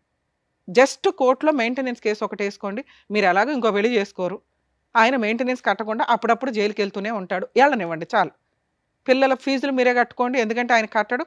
మేము ఈరోజు కట్టమని చెప్పినా కూడా ఆయనకు అర్థం కాదు, ఇక్కడ నుంచి సర్దుకొని వెళ్తాడే తప్ప. అంత పర్ఫెక్ట్ వ్యక్తి. సార్ మీ విషయానికి వస్తే, మమ్మల్ని నమ్ముకొని వచ్చారు కదా, మీకు కాస్త లా అండ్ ఆర్డర్ ఉంటుందిగా, న్యాయం చెప్పాలి, చెప్తాం. మీ అమ్మగారిని ప్రొటెక్ట్ చేసే రైట్స్ మీకు చాలా ఉన్నాయి. మీరు ఎక్కడా కూడా ప్రాపర్ వేలో వెళ్ళట్లా. రూపాయి వదలకూడదు, అందరూ వెళ్ళిపోవాలా, డ్రామాలు ఆడేయాలి. ఇది కరెక్ట్ కాదు. మీరు మారండి ఇప్పటికైనా.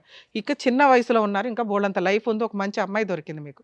మీరు ఇక్కడ బ్రెయిన్లో ప్యూర్గా అవ్వకపోతే ఇది ఇలాగే కంటిన్యూ అవుతుంటుంది. ఈవిడ ఎంతకాలం భరిస్తారో ఒకసారి ఆలోచించుకోండి. సో ఇప్పుడు పిల్లలకి మిమ్మల్ని ఏదో ఇచ్చే సెటిల్ చేసుకోండి అంటే వాళ్ళ ముగ్గురికి కలిపి మీరు ఆ పెద్ద మనుషుల దగ్గర కూర్చొని, మా ఇంటికి రావద్దు, మా అమ్మ దగ్గరికి రావద్దు, ఫుల్ అండ్ ఫైనల్ సెటిల్మెంట్ ఇదిగోండి, నేను 50,000 ఇవ్వగలను, ఈ 1,00,000 ఇవ్వగలను, తీసుకుంటారా, ఇంకా నా ఇంటికి రావద్దు, అగ్రిమెంట్ రాసి పడేసి మెయింటెనెన్స్లో ఏదైనా లోక్ అదాలత్లో పెట్టుకోండి. ఎందుకంటే మీ వైఫ్ని మేము నమ్మలేము.